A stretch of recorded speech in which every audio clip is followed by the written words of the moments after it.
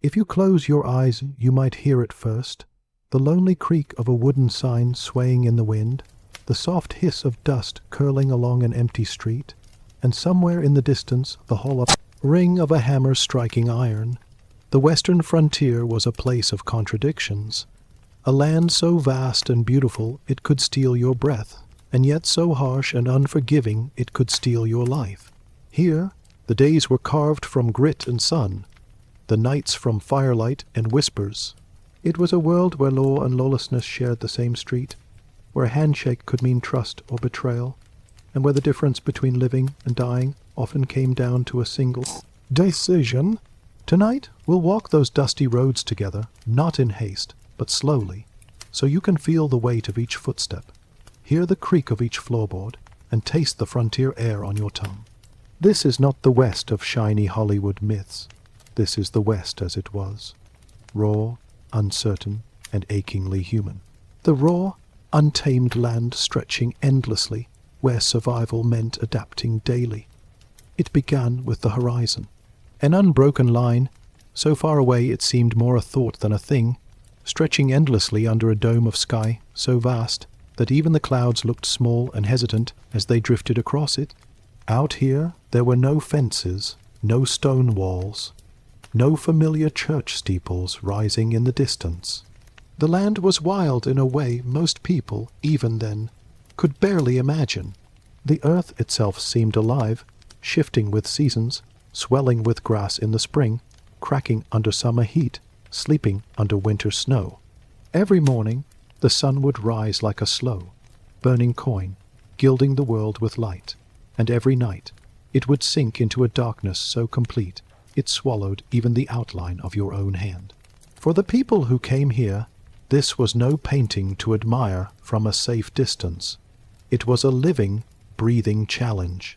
The ground could yield a harvest or nothing at all. The streams could run clear and sweet, or vanish into dry gullies without warning. Some days the wind carried the smell of rain. Other days it carried only dust, finding its way into your teeth, your hair, your clothes, until you could feel the grit in every breath. There were no guarantees here, not of comfort, not of safety, and certainly not of survival. The first settlers, those who braved this expanse, had to learn quickly that the land gave nothing freely. You couldn't come here and expect the rhythms of your old life to fit neatly over this new one. Back east, a bad season might mean a smaller harvest. Out here, it could mean the difference between life and death. A sudden frost could wipe out months of planting. A swarm of locusts could turn green fields into barren wasteland overnight. If your roof leaked in the city, you could patch it tomorrow. On the frontier, a night of rain through a broken roof could ruin the only bedroll you owned, and a wet bed in the cold was a dangerous thing indeed. The sheer space could be both gift and curse.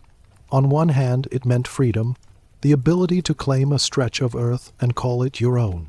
On the other, it meant isolation so deep that some people could go weeks without seeing another soul. The land did not bend to human needs.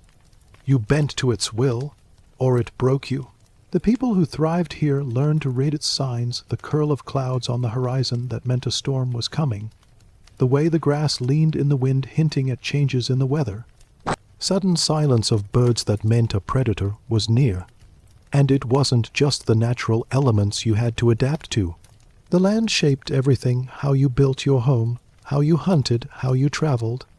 In thick forests you might cut logs for a cabin, sealing the gaps with mud. Out on the plains with few trees in sight, you might build a sod house from the earth itself. Thick walls of grass and soil, cool in the summer and warm in the winter, though prone to insects and the occasional snake. Water, when you found it, dictated where you stayed. Wells had to be dug deep, and streams, though beautiful, were fickle companions, changing course or drying up without warning. The animals, too, reminded you constantly that this was their land before it was yours. Buffalo herds could thunder across the plains without care for crops or fences. Wolves followed the scent of livestock in the night. Rattlesnakes slid silently through the grass where you walked. Even the gentler creatures, deer, prairie hens, rabbits were not guaranteed meals, but fleeting opportunities. A missed shot, a spooked animal, and you might go hungry until the next chance came along. Every day demanded a kind of vigilance that city folk might have found exhausting. You rose with the sun not because it was poetic, but because daylight was the only true currency you had. You mended harnesses, tended crops, chopped firewood, checked the traps, patched clothes, and did it all with an eye on the sky, the ground, the air. Was that cloud darkening in the west? Was the soil under your boots too dry? Was the smell of smoke in the wind from your chimney, or from a prairie fire miles away? These weren't idle thoughts. Out here, small signs were warnings, and warnings ignored could become disasters. Yet for all its dangers, the land had a way of rewarding those who respected it. A spring morning, when the grass was silver with dew, could make the hardest life feel almost worth it. The first green shoots of a crop after weeks of worry could send a thrill through your chest.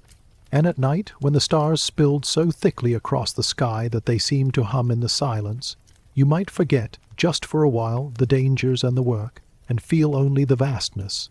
Beauty, the sheer improbable wonder of being here. There were no clear rules for survival on the western frontier, only lessons, and most of them were learned the hard way. You might discover that a certain patch of land, though fertile, flooded each spring, ruining your crops, or that the small stand of trees you relied on for shelter from the wind was also home to a cougar who didn't take kindly to neighbors. You might lose livestock to a blizzard, or watch your carefully built fence splinter under the force of a summer storm. And every loss meant you had to start again, often with less than you began with, but people stayed.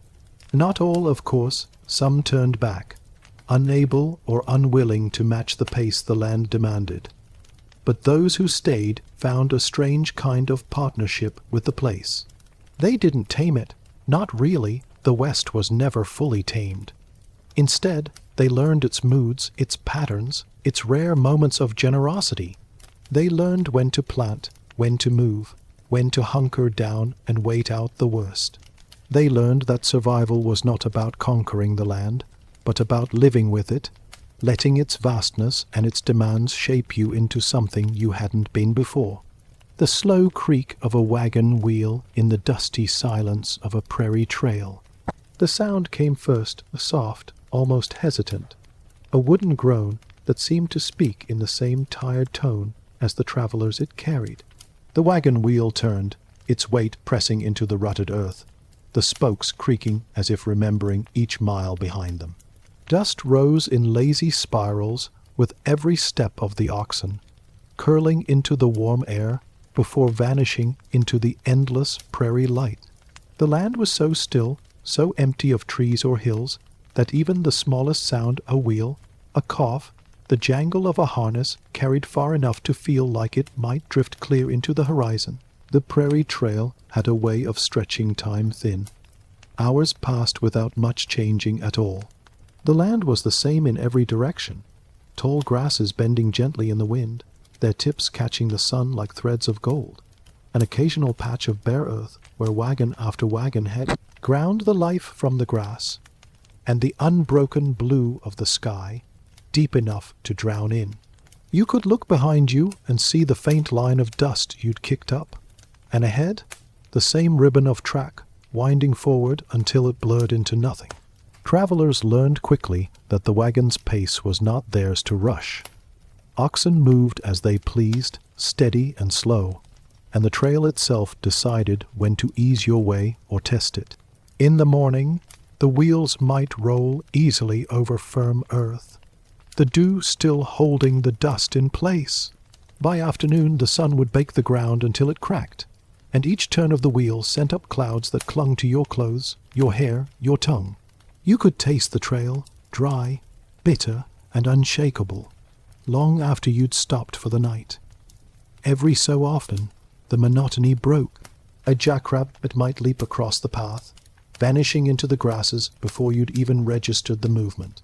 A hawk might drift overhead, its shadow sliding silently over the wagon's canvas cover.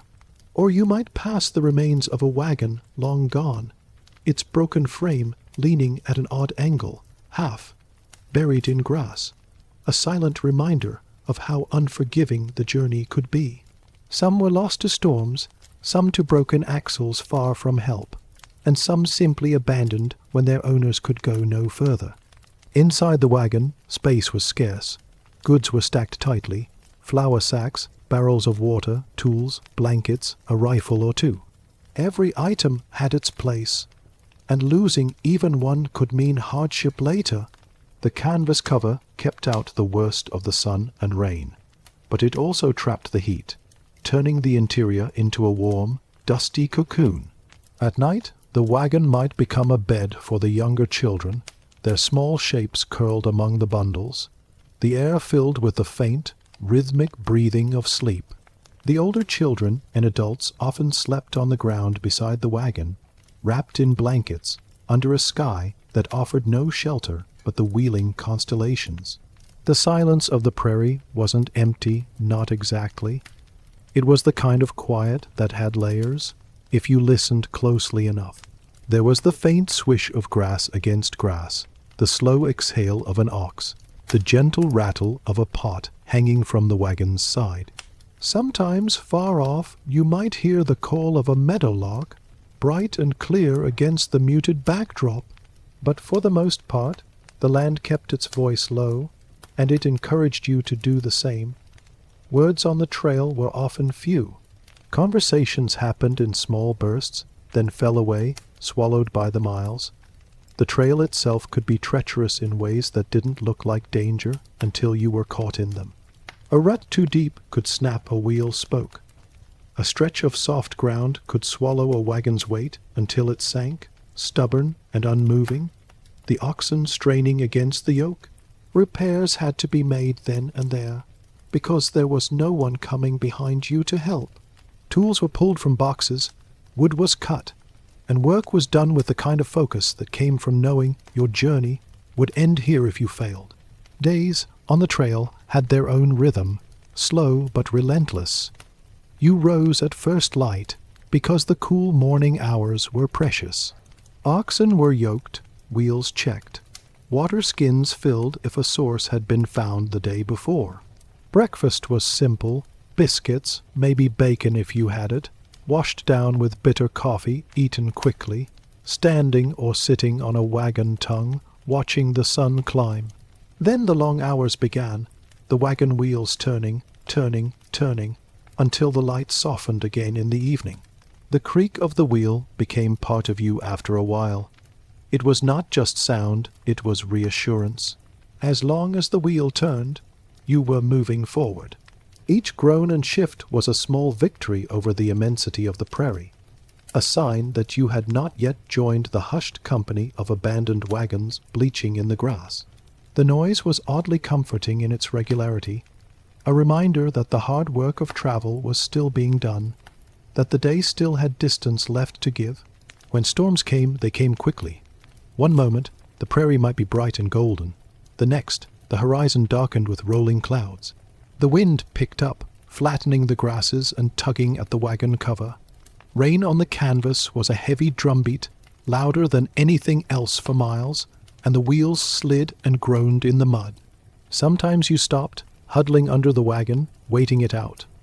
Other times you pushed on, the oxen plodding through the muck, each step pulling against the sticky grip of the earth.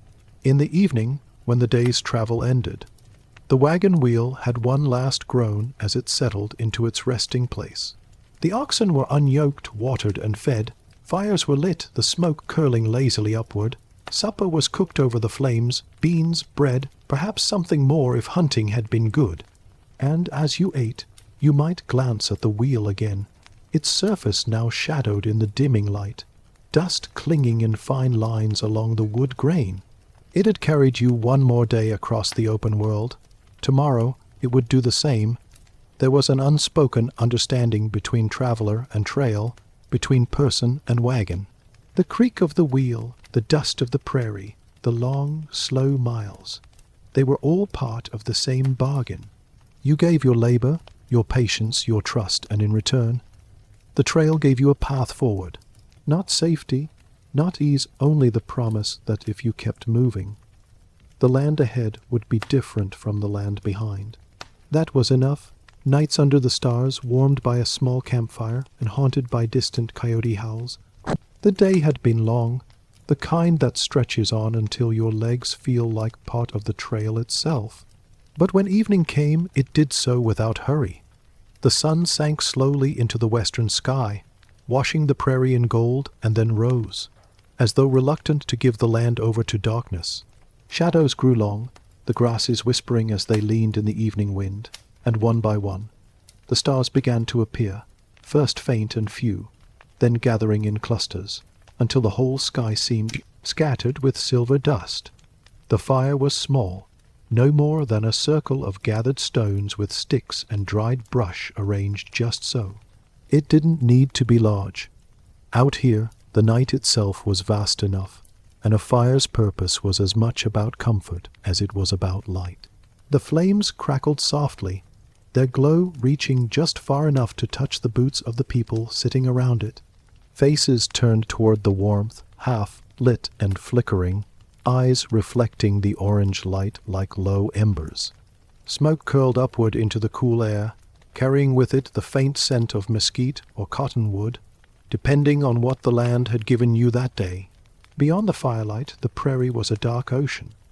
The tall grasses swayed gently, their movement visible only when starlight caught the tips.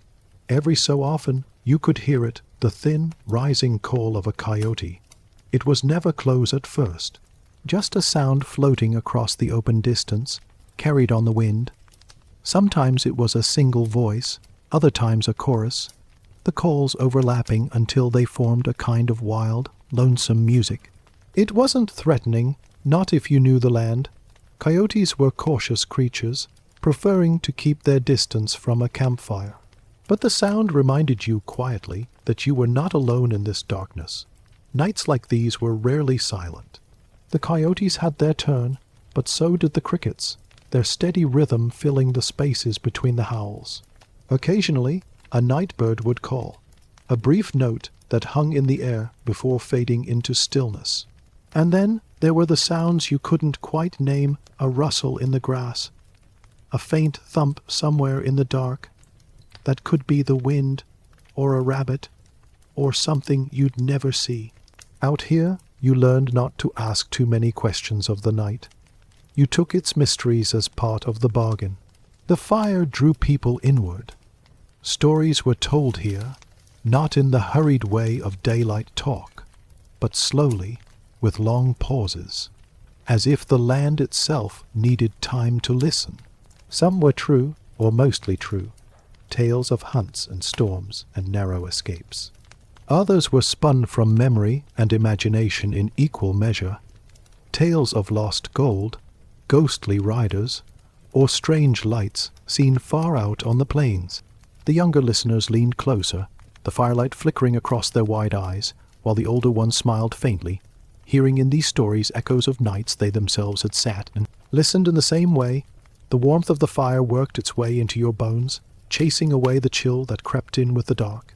Above you, the sky was so thick with stars that it felt almost solid.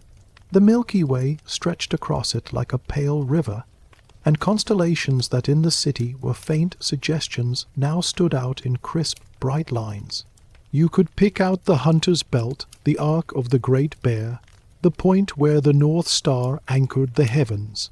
Some travelers charted their way by these stars. Others simply let them be, a silent company in the long night. If you lay back, letting the fire's glow fall away from your vision, the stars seemed to grow even brighter. It was easy in those moments to feel small, not in a fearful way, but in the way a grain of sand must feel small on the shore, part of something immeasurable. The prairie, the sky, the night they had been here long before you, and would be here long after. Your journey across them was just a brief crossing, lit by fire and guided by the turning of the stars. The coyote howls came again, closer this time, their voices weaving in and out of one another. You could almost hear conversation in them, a call, an answer, a long, rising note that faded into the wind. The sound would carry for miles, curling over the grasses, slipping between the low hills. Some found it eerie, others took it as reassurance, a reminder that life was out there, moving in its own rhythms, sharing the night in its own way. Food always tasted better in the firelight. Beans simmered in a blackened pot, bread warmed on a flat stone, coffee thick and strong in tin cups. The simple act of eating became part of the evening's ritual, each bite and sip grounding you in the here and now. And when the meal was done, the coals burned lower, their red glow pulsing gently like the breath of some great sleeping thing. Conversations thinned out. People pulled blankets around their shoulders, leaning back on saddlebags or bedrolls, the firelight playing over the lines of tired faces. Eventually, someone would stand to stir the fire, pushing the wood together until a fresh wave of heat rose into the air. Sparks would leap upward, carried into the darkness until they vanished, like tiny stars returning to the sky. The coyotes might fall silent for a while, replaced by the deep quiet of the late night. Even the cricket's song would soften, as if the land itself were resting. When sleep came, it came differently for each traveler. Some drifted off sitting upright, head bowed toward the fire. Others lay flat, watching the sky until their eyes closed. The blankets were thin against the chill, but the nearness of the fire and the steady breathing of those around you created its own kind of warmth. The night was long, but it was not empty. It held you in a way the day never could, not as something to be conquered, but as a space you simply passed through, quiet and small beneath the endless stars. By morning, the fire would be little more than a scatter of gray ash and a few faintly glowing embers. The prairie would be pale with dew, the grasses bending under its weight. The coyotes would be gone, their voices left somewhere in the dark hours. And as the first light spread across the horizon, the camp would stir again. The fire would be built anew, the wagons loaded, and the long road ahead would call once more. But for a few hours in the night, under the vast and watchful sky, you had been part of something older and wilder than the journey itself, a small circle of warmth in the great open dark. Water, the rarest and most precious treasure in a land of sun and dust out here. Water was more than a necessity. It was a promise, a lifeline, and a constant thought that hovered in the back of every waking hour. In the West, you could go for days without seeing so much as a puddle. And when you finally found water, it was never taken for granted. Men and women who had known rivers back east wide, steady currents where children could splash and cattle could drink at leisure, found themselves staring at trickles in the dust as though they were holy relics. The sun was a patient hunter on the frontier. It didn't scorch all at once. It simply lingered day after day, pulling the moisture from the earth, from your clothes, from your very skin. Even the wind was dry, tasting faintly of dust, brushing against your lips until they cracked. Out here, thirst was not just discomfort, it was a warning. When your mouth went dry and your thoughts slowed, when your steps began to drag and your voice turned rough, you knew the land had begun to claim its price. A canteen was never just a piece of gear. It was a companion, a guard against the slow creep of dehydration. Every drop inside was measured, rationed, thought over before it touched your tongue. You learned to sip instead of swallow, to hold the water in your mouth a moment before letting it slide down, tricking your body into thinking it had more than it did. No one wasted water, not on a careless spill, not on washing when a cloth could do, not even on cooking more than was absolutely needed. Dust you could live with, thirst you could not. When you did find a source, a creek threading through the grass, a spring bubbling cold from the earth, a shaded pool under the cottonwoods, it felt like stepping into another world. The air around it was cooler, the sound of moving water as sweet as any music. People dropped to their knees to drink, letting the shock of cold spread through them. Horses pushed forward eagerly, lips dipping into the current, sides trembling with relief. If you were wise, you didn't just drink your fill. You filled every container you had, no matter how heavy it made the load. Out here, you never assumed the next source was close. But water could also betray you. What looked like a shimmering oasis in the distance could vanish as you approached. Nothing more than heat dancing on the horizon. A pond could be fouled with alkali, its surface smooth and inviting, but its taste bitter, leaving your mouth dry even after drinking. Travelers told stories, some true, some exaggerated, of men who drank from such water and never saw another sunrise. Those who survived such mistakes learned to test before drinking, letting a few drops touch the tongue before trusting it to quench their thirst. Digging for water was a gamble. You might spend hours under the unrelenting sun, shovel biting into the earth, the soil growing no cooler, no damper, until at last you had to admit there was nothing there. Or, just as your strength was giving out, you might strike a patch of dark, damp earth, and moments later, see a small, blessed pool begin to seep into the hole. It might not be much, barely enough to wet your lips at first, but in time, the hole could fill enough to keep a camp alive for another day or two. Cattle drives were ruled by water. You could plan routes by it, time your travel to match its locations, and still find yourself praying that a river hadn't gone dry. Crossing a river was a challenge, but reaching one that had shrunk to cracked mud was far worse. You'd watch the herd lower their heads to the earth, searching for moisture, and feel the knot of worry settle in your chest. Men grew short, tempered when water was scarce. Even the best, tempered animals grew restless. The native tribes of the West knew the water's secrets far better than most settlers ever would. They could read the land like a page, noting where certain plants grew, where the soil held a different hue, where birds circled low in the heat of the day. These signs pointed to water, hidden beneath the surface or just over the next rise. Some settlers learned from them, taking their lessons to heart. Others ignored the wisdom, and the land took its due. At night, when the air cooled and the stars came out, water still played its role in thought and conversation. Travelers would speak of the last good spring they'd seen, of the taste of water from a mountain stream so cold it made your teeth ache, of rainstorms back east when the gutters overflowed and the streets ran like shallow rivers. Out here, those memories felt like a kind of luxury almost hard to believe. Rain was a blessing so rare it could change the entire mood of a camp. You could smell it before you saw it, that earthy scent rising from the dry ground as the first drops fell. Men would tilt their faces upward, letting the rain cool them, while women set out every pot, bucket, and barrel they owned to catch the runoff.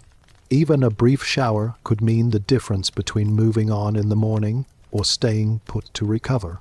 And when the rain was heavy, drumming against canvas and flooding the earth, it felt as though the land itself had decided to grant you a reprieve. Some kept water close even in sleep. A cup or canteen within reach of a bedroll was as much a comfort as a blanket. You might wake in the small hours, mouth dry, and take a sip, letting the coolness spread slowly through you. That moment in the dark quiet with the faint crackle of a fire nearby could feel like the purest kind of safety. Saloon doors swinging open to the creak of boots and the scent of tobacco smoke. The saloon sat in the middle of town, neither grand nor modest, but exactly as it needed to be, a place where dust and boots and voices all gathered together under a single roof. Outside, the street was quiet, except for the occasional jingle of tack from a passing horse. But the moment you pushed through those swinging doors, the world changed. The hinges groaned softly, wood swaying back and forth for a breath or two before settling again, and you stepped into a dim, amber-lit haze. The first thing you noticed was the smell, warm, heavy, and layered. Tobacco smoke drifted lazily through the air, curling toward the ceiling where the lantern light caught it, turning it to faint ribbons of gold. Beneath it was the sharper scent of whiskey, rich and raw. mixed with the faint tang of beer that had been spilled on the floorboards more than once. There was dust here too. Of course there was dust everywhere in the West, but inside the saloon it mingled with the smells of wood polish, leather, and the faint perfume worn by the women who passed between tables, balancing trays as easily as others might balance a deck of cards.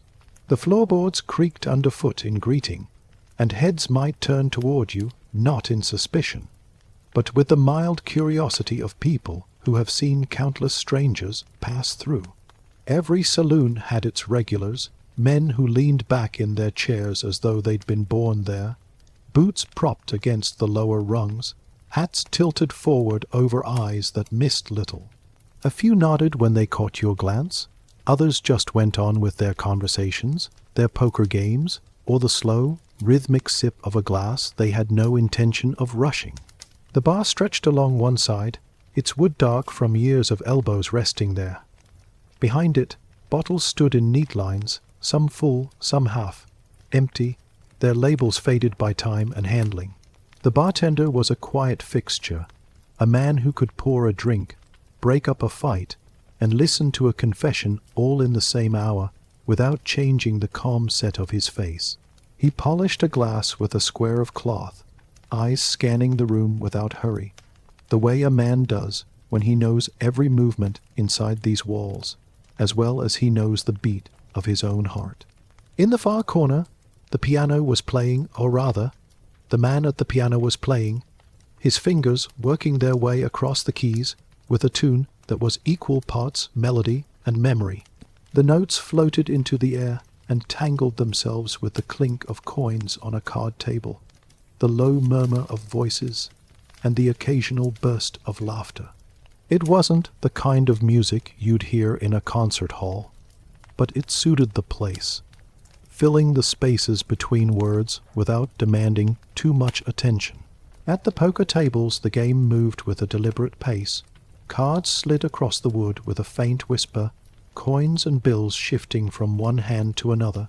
Some players spoke little, their eyes fixed on their cards and the faces of their opponents. Others talked steadily, their words easy but their hands careful, folding or raising with the kind of quiet confidence that made you wonder what they were holding. Here, fortunes could change with the turn of a card, though more often they shifted slowly over hours, like sand moving in the wind. Now and then the saloon doors would swing open again, letting in a gust of outside air and a few notes of whatever sounds the street carried. A new face might appear, a drifter with trailed dust on his coat, a ranch hand with pay in his pocket, or a pair of travelers who had decided the night was too quiet without the company of strangers. The regulars would glance up, take the measure of the newcomers, and return to their business. Out here, introductions weren't always spoken. Sometimes they were just understood. The women who worked the saloon moved through the room with a grace that seemed almost at odds with the rough edges of the place. Their laughter could cut through the haze of smoke, light but not insincere, and their eyes could settle on a man in a way that made him forget, for a moment, how far he was from home. They carried glasses to the bar, leaned in to speak to the bartender, or paused to listen to a half-told story, the kind that might end with a smile or a shake of the head. Fights did happen, though rarely without warning. Voices would rise, chairs scrape back, and in the space of a breath the calm could turn sharp. The bartender might step in, or the man with the piano might stop playing, his hands hovering above the keys. Sometimes the trouble fizzled out on its own, the heat cooling under the weight of the room's watchful eyes. Other times it ended with a man pushed through the swinging doors into the dust outside, left to cool off under the stars. Inside, the saloon simply exhaled, the noise and the smoke settling back into their steady rhythm. Time moved differently here. Outside, the sun still crossed the sky, shadows lengthened, and nights deepened into cold. But inside the saloon, the hours blurred together in the glow of lamplight and the steady murmur of voices. Drinks were poured and finished, games began and ended, and yet the place felt as though it existed outside the usual march of time, a pocket in the world where the dust of the trail could be, forgotten for a little while, Eventually, the night would grow late. The piano would fall silent, its player rubbing the stiffness from his fingers. The tables would thin out, chairs pushed back, coins and bills tucked away in pockets. A few men would linger at the bar, nursing the last drink they planned to buy, their voices low as they traded words with the bartender. The women would disappear into the back rooms, their laughter fading into the quiet. And then the saloon doors would swing open one final time for the night, letting in a breath of cool air that slipped between the chairs before the hinges creaked and the wood settled still. By morning the saloon would be quieter still, the smell of smoke replaced by the faint scent of scrubbed wood, the tables empty, the bottles lined up neatly as though the night before had been only a dream. But come evening, the doors would swing again, boots would creak against the boards, and the familiar mix of tobacco and whiskey would drift into the air, marking the start of another night in heart of town. And so it would go, day after day, in a place that held the stories of those who passed through, keeping them in the soft haze of lamplight, where the dust of the west met the warmth of human company, the lawman's badge glinting in the sun, and the knowledge that justice was often personal. The badge was more than a piece of metal. In the western frontier, it was a silent announcement, a wordless proclamation that the man wearing it had taken on the impossible task of being the fragile thread between chaos and some semblance of order. In the soft glare of the noonday sun, it would glint like a shard of light in a dusty world, catching the eye as much as it caught whispers. That small tin star, polished smooth from years of wear, was not backed by the safety of a modern justice system, not reinforced by endless reinforcements or quick communication. No, in the West, the badge was personal as the iron revolver strapped to the lawman's hip, and the heartbeat that quickened when trouble brewed. The frontier was not a place where laws were written and neatly followed. Paper meant little when the distance between towns could take days to cross, and the men and women living out here knew that the sheriff, marshal, or deputy was often the only thing standing between them and whatever trouble the horizon might bring. That trouble could ride in fast, a gang of outlaws with dust trailing behind their horses, the kind that thought more about their pistols than about any rules. Or it could slink in slow, like a dispute over land, a gambling debt gone sour, or the creeping suspicion that someone had stolen more than a few head of cattle in the night. To be a lawman in such a place was to live with your boots half in the world of the people, and half in the world of those you were sworn to stop. You knew their faces, often knew their families, sometimes even their childhood stories. Many lawmen had grown up with the same folks they now might have to arrest, or worse, gun down. There was no comfort in that. It made the job heavier. When you looked into the eyes of a man you had to take in, there was no satisfaction in it, only the deep weariness of knowing that the frontier gave few choices. And sometimes those choices ended in blood on the ground. Every town had its own way of treating its lawman. In some, he was revered, the embodiment of strength, fairness, and an almost mythical courage. Mothers told their children that the sheriff would protect them from bad men. Saloon owners kept a drink ready for him on the house. In other towns, it was a more complicated relationship. Folks liked the idea of the law when it suited them, but they liked their independence more. A lawman could quickly go from being a friend to being an enemy if he stood in the way of someone's profit or pride. There were those who wore the badge and lived by a strict personal code. They walked into every situation with calm eyes, a steady voice, and a stubborn belief in right and wrong. Then there were others who wore it less nobly, using it as a shield for their own ambitions or grudges. The West was fertile ground for both. Without a strong system to hold them accountable, the badge could make a man into a hero or a tyrant, and sometimes the same man could be both in a single week. The dangers were constant. A lawman never quite knew if the hand resting near a stranger's belt was about to move for a handshake or a gun. Outlaws tested them, often in public, to measure their nerve. The quick, Draw duels you've seen in stories were rare, but the tension, that invisible electric thread between two men sizing each other up, was real. It was in the way the saloon went silent when someone dangerous stepped through the door, and how every gaze flicked toward the lawman to see if he would act. Evenings could be the worst. The day's disputes might have been settled, but the dark had a way of stirring up trouble. Saloons brimmed with drink and dice, and it didn't take much, a crooked card, a spilled beer, a careless insult, for a fight to flare. Sometimes a night ended with a man cooling off in the jail cell. Sometimes it ended with someone being carried out under a blanket. And always the lawman had to decide in the moment which way it would go. Then there were the rides out beyond the edge of town. Long, lonely trails under a sun that showed no mercy, searching for rustlers or tracking a fugitive. Hours of nothing but hoofbeats, the smell of leather and the weight of silence, broken only by the occasional sign, a bent twig, a faint trail of dust that told you were on the right track. And in those hours, a lawman could feel the enormity of the land pressing in, reminding him that the West was too big for one man to tame. Despite the hardships, some men found meaning in it. They believed in carving a safe place out of the wilderness, in giving people a chance to live without fear. Their courage was quiet, the kind that didn't need boasting. You'd see it in the way they walked down the middle of the street when others stepped aside, in how they faced trouble head on because turning away would have meant more harm later.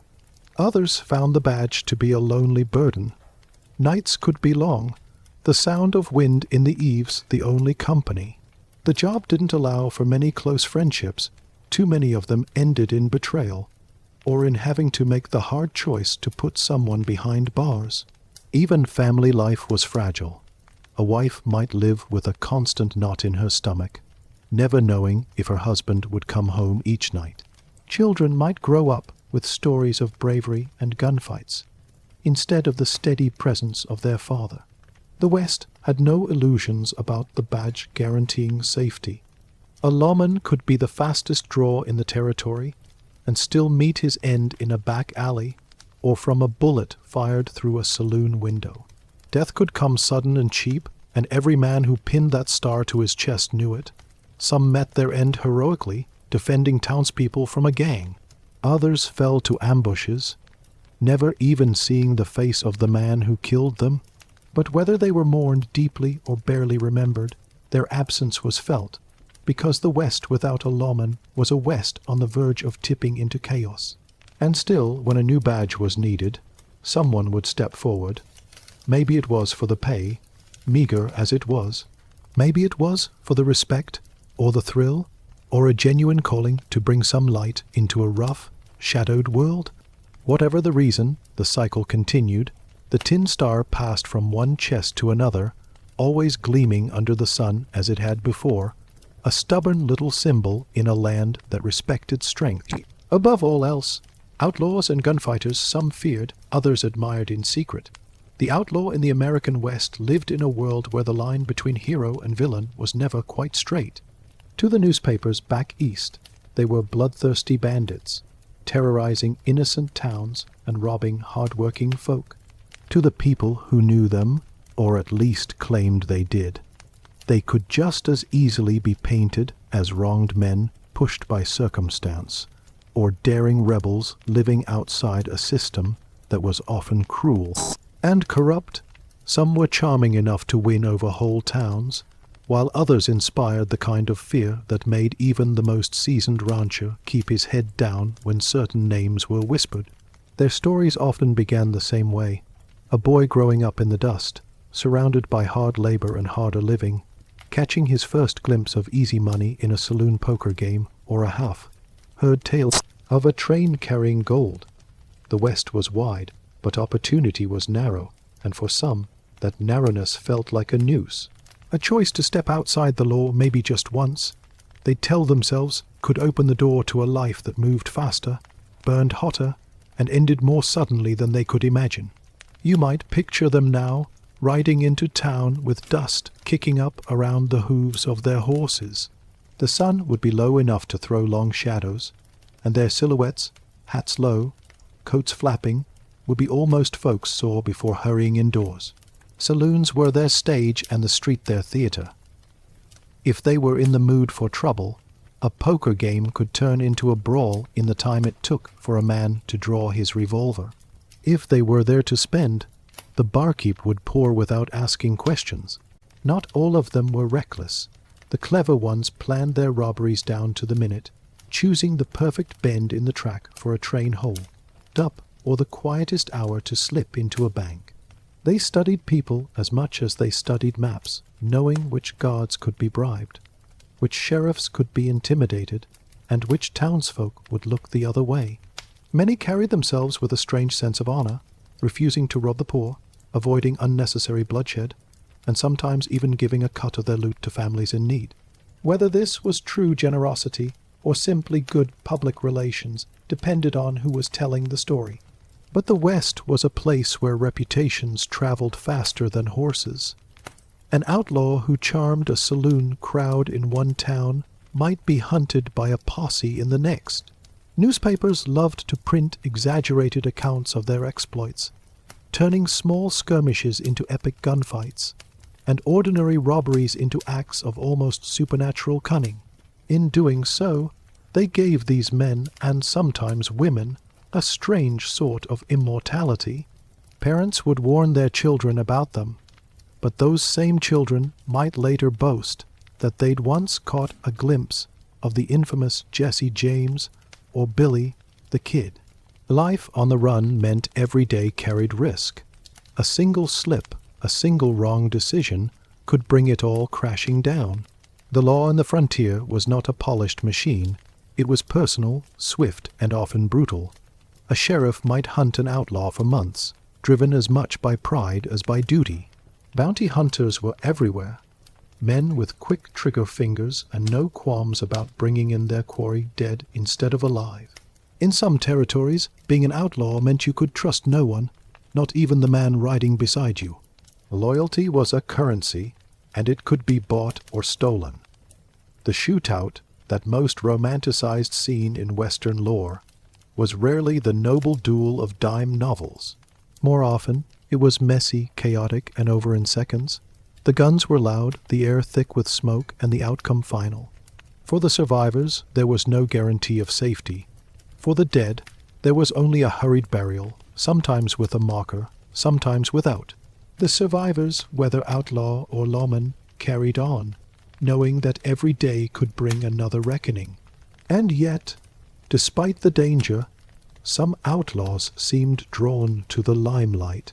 They would linger in towns longer than they should, buy drinks for strangers, or leave behind calling cards to ensure the story of their latest robbery spread. They were building legends, brick by brick, even if those bricks were stained red. The tales that grew around them blurred fact and fiction until the truth was almost irrelevant. What mattered was the story, the image of a man or woman who could outwit the law, cheat death, and ride away with the wind at their back. Over time, some even tried to put their outlaw lives behind them. They might settle in a quiet town under a false name, open a shop, or work a ranch. But the West had a long memory, and the past had a way of riding in on the horizon. A former outlaw could spend years in peace, only to be recognized by an old enemy or a young sheriff, if eager to make a name for himself. Redemption was rare, and when it came, it was often bought with blood. Outlaws became part of the very fabric of the western frontier, as much a part of its history as the settlers, the lawmen, the ranchers, and the miners. They were shaped by the same forces: the isolation, the struggle for survival, the constant tension between opportunity and danger. And while some died forgotten, buried in unmarked graves, others lived on in songs, stories, and whispered conversations over poker tables and campfires. The truth is, life as an outlaw was never as glamorous as the legends made it seem. It was a life of constant movement, of sleeping with one hand on your gun, of knowing that every sunrise might be your last. But in the rugged world of the western frontier, where rules were still being written and survival often meant bending or breaking them, these figures left a mark that time has never fully erased. Even now, when we think of the Wild West, their shadows ride alongside the rest, larger than life, caught forever between fear and admiration, between villain and hero. And maybe that's why their stories endure, because the West itself was never just one thing. It was a place where a person could be both at once. Cattle drives that stretched for miles, with the air thick with the sound of lowing herds. The cattle drive was not simply a matter of moving animals from one place to another. It was a test of endurance, patience, and willpower, stretching both man and beast to their limits. Imagine waking in the pre-dawn hours, your bedroll damp with dew, the air cool enough to bite at your nose. The sky above is still black, scattered with the faint pinpricks of stars. Somewhere, a restless steer lode, breaking the fragile silence. You'd rise slowly, the stiffness in your muscles reminding you of yesterday's miles, and the miles yet to come.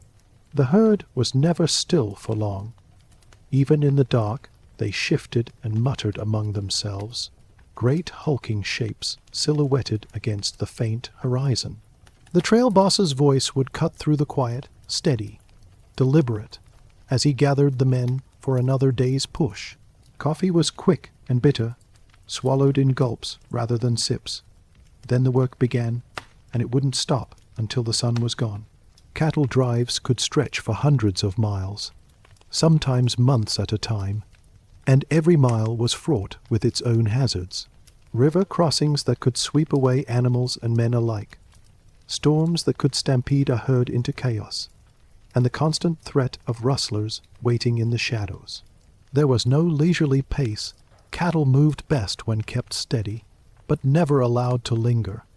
Too slow, and you risked the journey dragging into the season's dangerous end. Too fast, and the beasts would lose weight, reducing their value at market. The men in the saddle spent hour after hour weaving alongside the great, lowing mass. Dust clung to skin and clothes until you could feel the grit between your teeth. The smell was ever present, the mingled musk of cattle, leather, and sweat. You might whistle to a nervous steer, or snap a rope to keep the herd moving in line. But the rhythm of the day was relentless. Only the sound of the wind, the shuffle of hooves, and the occasional bark of a command broke the monotony. Meals were taken on the move when possible, though the cook wagon always seemed a blessed sight. The cook himself, often gruff and impatient, was one of the most vital members of the crew. Without hot meals, the trail hands would falter. Beans, biscuits, salted meat, and when luck allowed, something fresher from the land. That was the diet that kept a drive alive. Men ate quickly, knowing the herd could not be left unwatched. And at night, when the cattle were corralled as best as the open prairie allowed, the work still didn't stop. Night riders circled the herd, humming low tunes or speaking gently to keep the animals calm. In the darkness, a sudden noise, a coyote's yip, a snapped branch, could set off a stampede, sending thousands of pounds of panicked muscle thundering into the black. Then it became a deadly race, men chasing the front edge of the stampede, turning the beasts back before they ran themselves to exhaustion or broke legs in the chaos. Cattle drives were not just a test of skill, but of nerve. There was no room for hesitation when danger came. The men who worked them were as tough as the land they crossed, bound by the unspoken code of those who knew each mile could bring something new to fight against. In the rare quiet moments, when the campfire crackled low and the herd settled into a soft, rumbling sleep, a man might lean back on his saddle and stare at the stars. Out there, under the endless sky, the world seemed both impossibly vast and strangely small. A single herd, a single crew, carrying their charge across a land that cared little for their survival, yet somehow shaping the story of the frontier with each dusty step. Harsh winters that could strip the warmth from bone and spirit.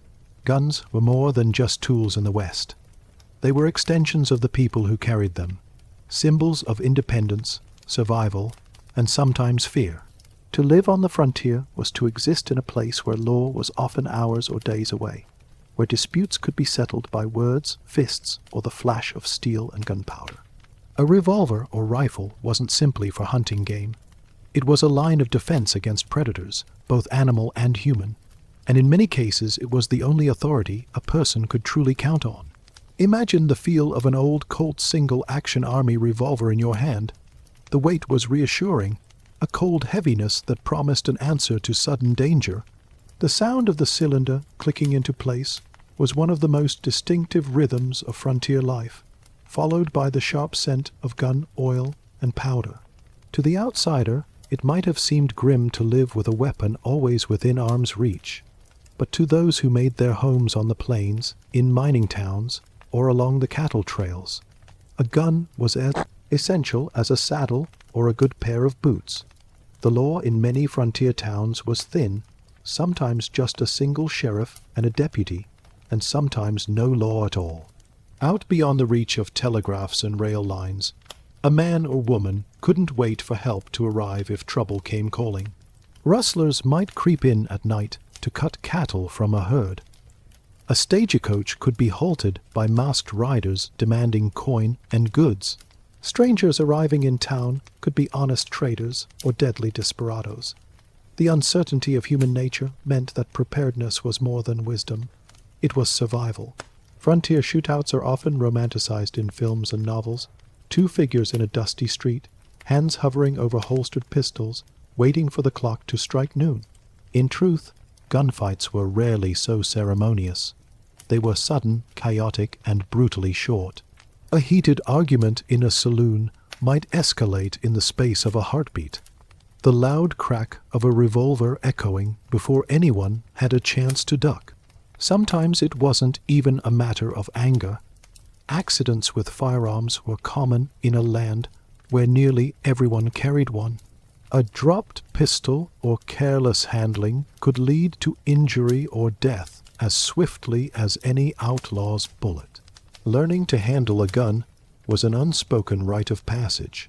Children often learned to shoot before they learned to ride, standing beside their fathers or older siblings, ears ringing from the first sharp report. The rifles were long and heavy, the recoil a surprise that could jolt a young shoulder. But with practice came accuracy, and with accuracy came confidence. Guns weren't meant to be waved about recklessly. They were to be treated with a respect bordering on reverence. There were as many types of firearms as there were uses for them. A rancher might favor a Winchester lever-action rifle for guarding the herd from wolves or coyotes. A prospector in the mountains might keep a shotgun close for both hunting and warding off thieves. A gambler might rely on a compact derringer tucked into a vest pocket. Discreet but deadly if used at the right moment. The design of each weapon reflected the life and needs of its owner. Gun culture on the frontier wasn't solely about violence. Firearms were part of a person's identity, often finely maintained and personalized. Engraved barrels, custom grips, or a well-oiled holster told as much about a man as his hat or boots. The way a person carried their weapon could mark them as approachable or dangerous, trustworthy or best left alone. In a place where first impressions could decide a man's fate, such signals mattered. Hunting with firearms was as crucial as self-defense.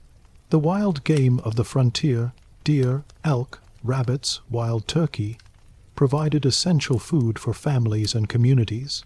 A skilled marksman could mean the difference between a winter of hunger and a winter of plenty. Shooting for food demanded patience and precision, often requiring the hunter to stalk silently for hours before taking a single shot. The rifle became as much a partner in that pursuit as any fellow hunter. Of course, guns also carried their own hazards. Black powder weapons, still in use in parts of the West, could misfire if damp or poorly loaded. Even the more modern cartridge weapons could jam or explode if mistreated. Cleaning and maintaining a firearm was a near-sacred ritual. After a day's use, a gun owner would strip it down, clean the barrel, oil the moving parts, and check for wear or cracks. Neglecting that task could spell disaster the next time danger loomed. Not everyone on the frontier carried a gun, though it may seem that way from the stories. Some relied on their wits, their fists, or the protection of others. Women, too, learned to shoot, whether for hunting, protection, or to keep order when men were away. There are countless accounts of women defending their homes from bandits, holding rifles steady at a doorway until the threat passed. In truth, the frontier did not discriminate much when it came to survival. Anyone who could aim and fire might one day need to do so. There was also an unspoken etiquette about guns. In many towns, weapons were required to be surrendered when entering, kept with the sheriff until a visitor left. This didn't always prevent violence, but it was a sign that the settlement valued peace over constant readiness for a fight. Disputes could still be settled with fists or knives, but there was a difference between a brawl and a shootout, and everyone knew the latter could spiral into tragedy for bystanders. Despite their danger, guns were inseparable from the mythology of the West. They represented self-reliance and courage, the ability to stand one's ground against odds. To carry a firearm was to declare that you were responsible for your own fate. Yet, in the hands of the reckless or the desperate, that same tool could turn neighbor against neighbor, spilling blood into the dry dust of the street. At night, when the towns went quiet and only the distant howl of a coyote broke the stillness, a revolver resting on a bedside table or a rifle leaned against the wall was more than comfort. It was a promise. Out here, the law was slow, the land was wild, and tomorrow was uncertain. But with a steady hand and a well-kept gun, a person had a fighting chance to see another dawn. Desert heat that shimmered and danced, playing tricks on the eyes. It was a strange thing, the way the heat seemed alive in the desert. It didn't just sit upon the land like a heavy blanket. It moved, shifted, danced in the air until your eyes couldn't quite believe what they were seeing. A horizon that moments ago seemed sharp and fixed would suddenly ripple and blur, as though the world itself had been placed over an open flame. Travelers called it a mirage, but in truth it was a cruel game the sun played on the mind. Men swore they saw glistening lakes shimmering in the distance, so real they could almost hear the water lapping at unseen shores, only to stagger forward and find nothing but more dust, more sand, more heat. It began early, before the sun had fully claimed the sky. At dawn, the desert could feel almost kind, the air still cool, and the colors soft and gentle. The ground wore a thin veil of silver dew, and the long shadows made everything appear slower, quieter, perhaps even survivable. But the desert's kindness was brief. As soon as the sun cleared the horizon, it began its silent conquest, climbing higher and burning hotter, until even the shadows retreated, and the ground itself seemed to glare upward, refusing to offer relief. The desert heat was not the sharp, immediate kind of pain you might feel from a flame or a stove.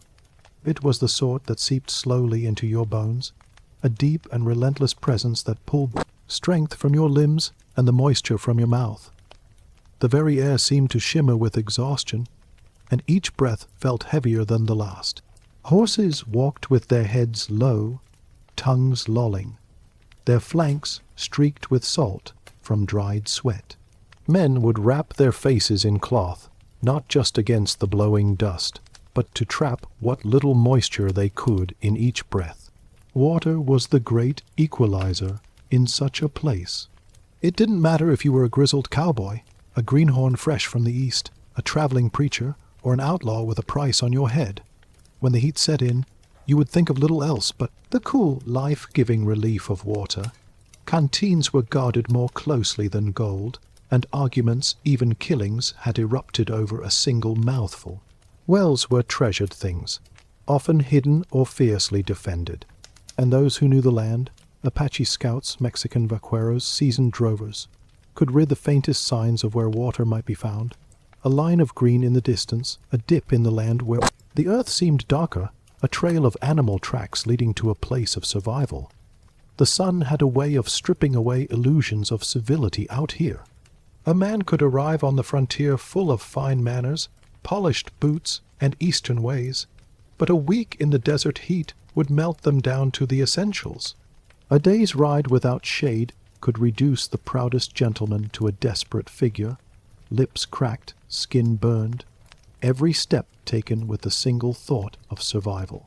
And yet there was a strange beauty in it too, a raw purity to the land's honesty. The desert did not pretend to be anything other than what it was. It made no false promises, offered no gentle lies. It told you plainly, take what you need to survive, or you will not last. Those who lived long in such heat learned its rhythms, its moods.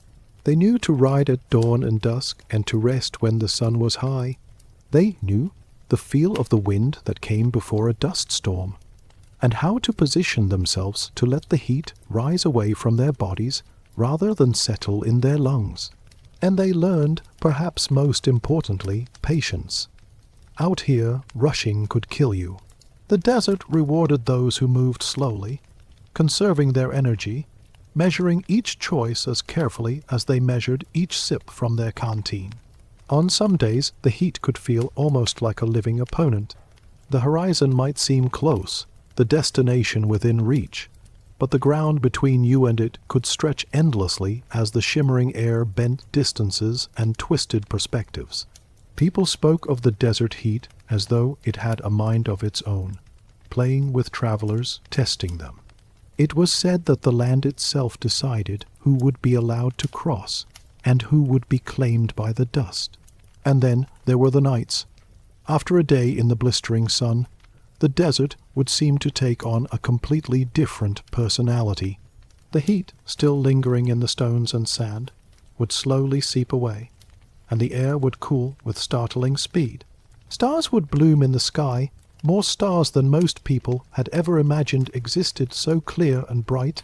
It felt as though you could reach out and brush your fingers against them. The silence, broken only by the faint scurry of nocturnal creatures, could feel almost holy.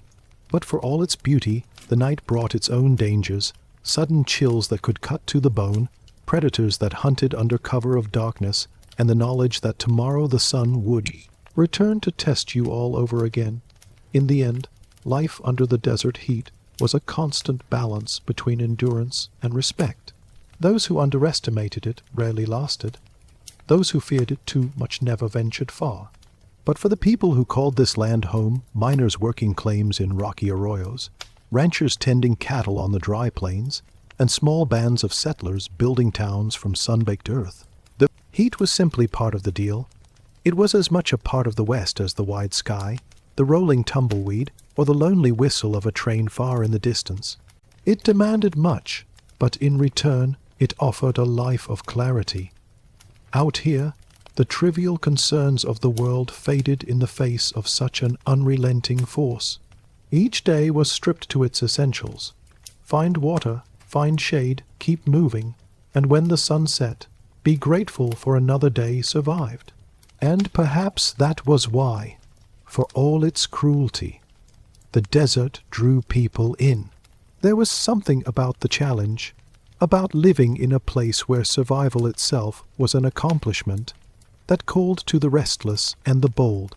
The heat was a test, and passing it was a kind of proof, not to others, but to oneself, that you could endure. For those who made their peace with it, the desert heat became more than an enemy. It became a companion, a constant presence that shaped their days and nights.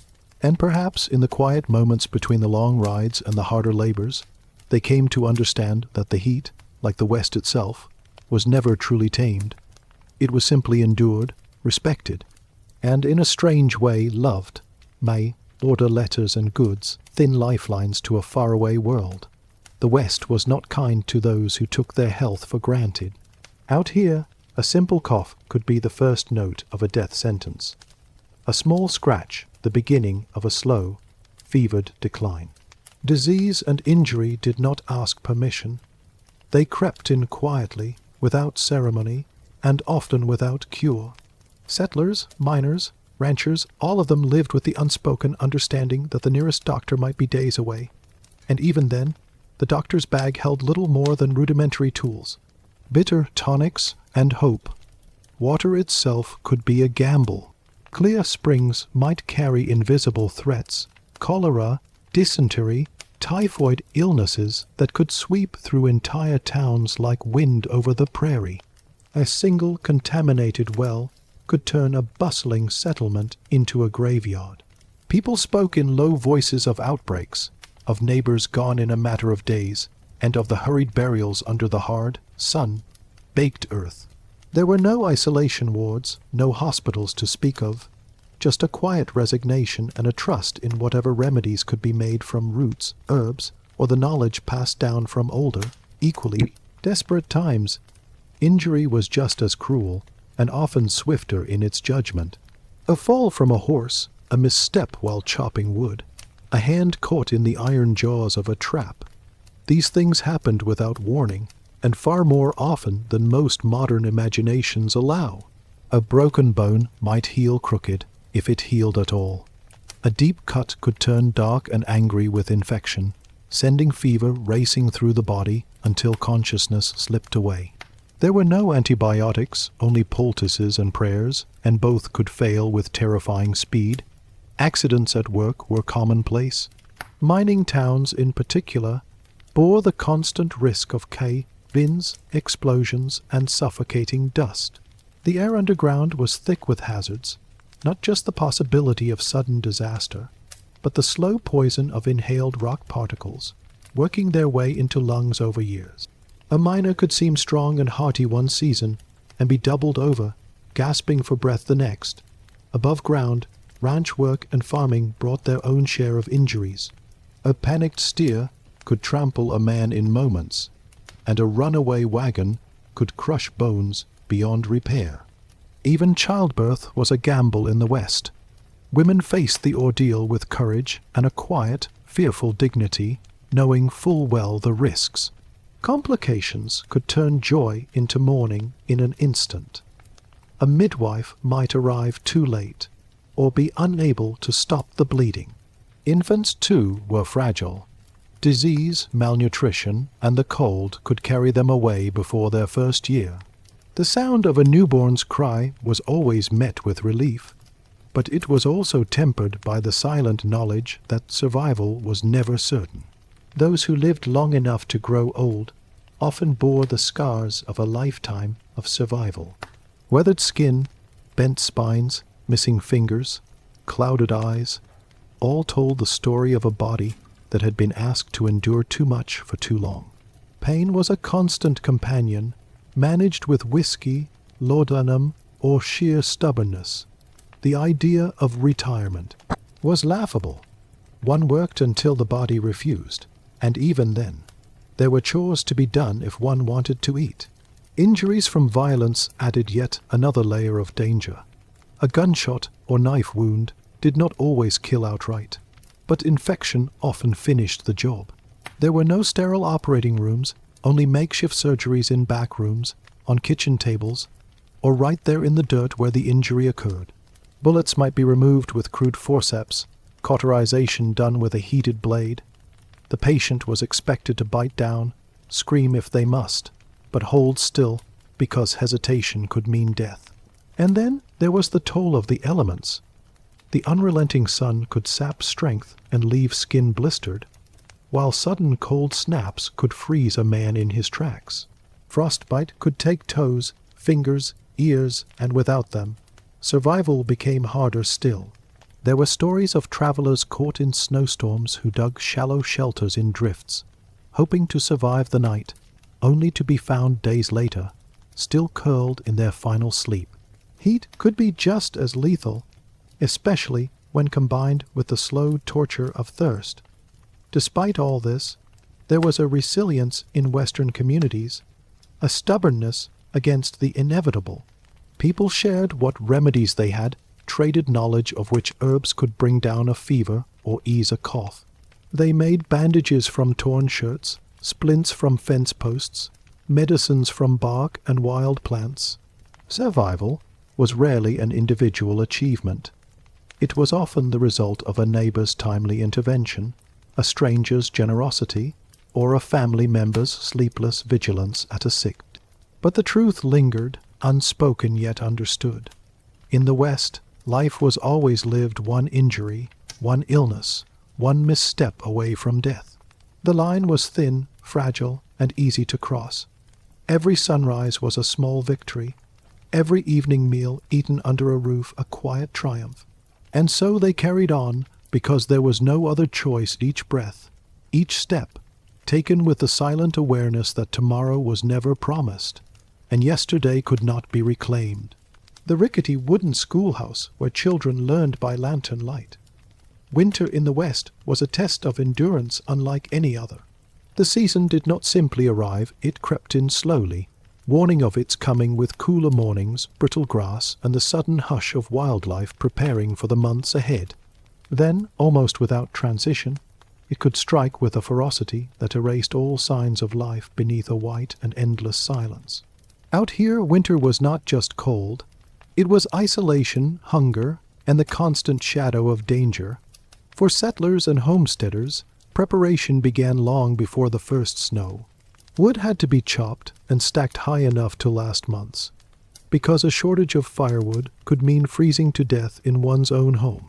Every plank, every log split from the trunk carried the knowledge that it would someday be the thin barrier between warmth and an unrelenting chill. Food preservation was just as critical. Cellars brimmed with jars of dried beans, salted meat, and root vegetables buried deep in straw to keep them from spoiling. A single miscalculation, a harsh winter arriving early, a crop that yielded less than expected, could tip the balance toward starvation.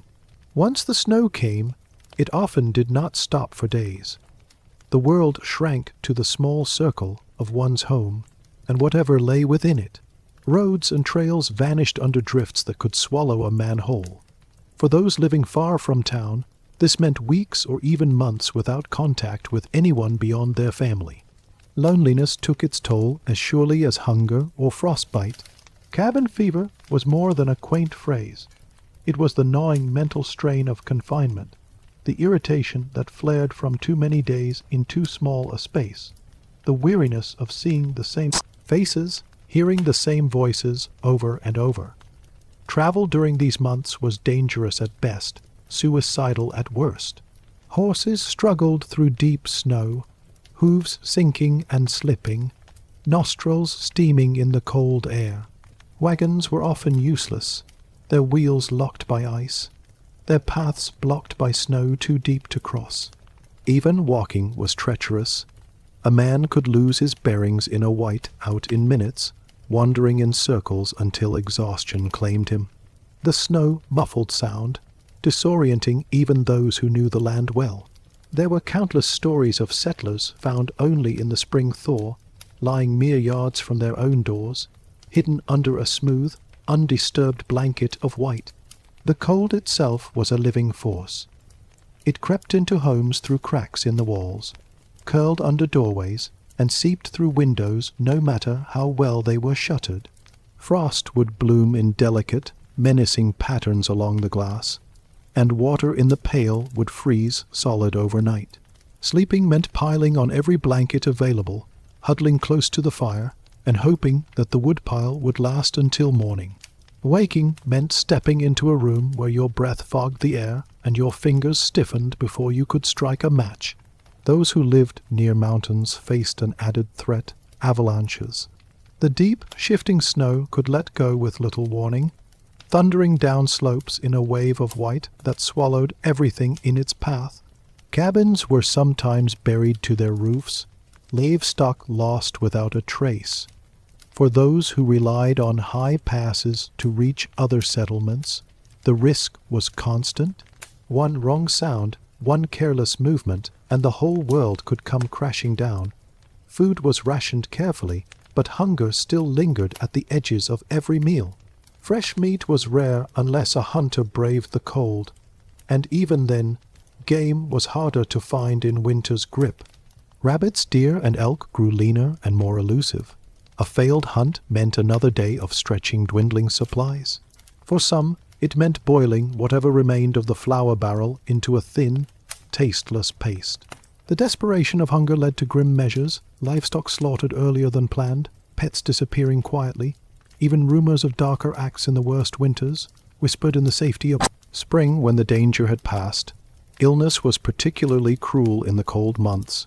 Pneumonia, influenza, and frostbite were merciless, and in the absence of proper medicine, often fatal.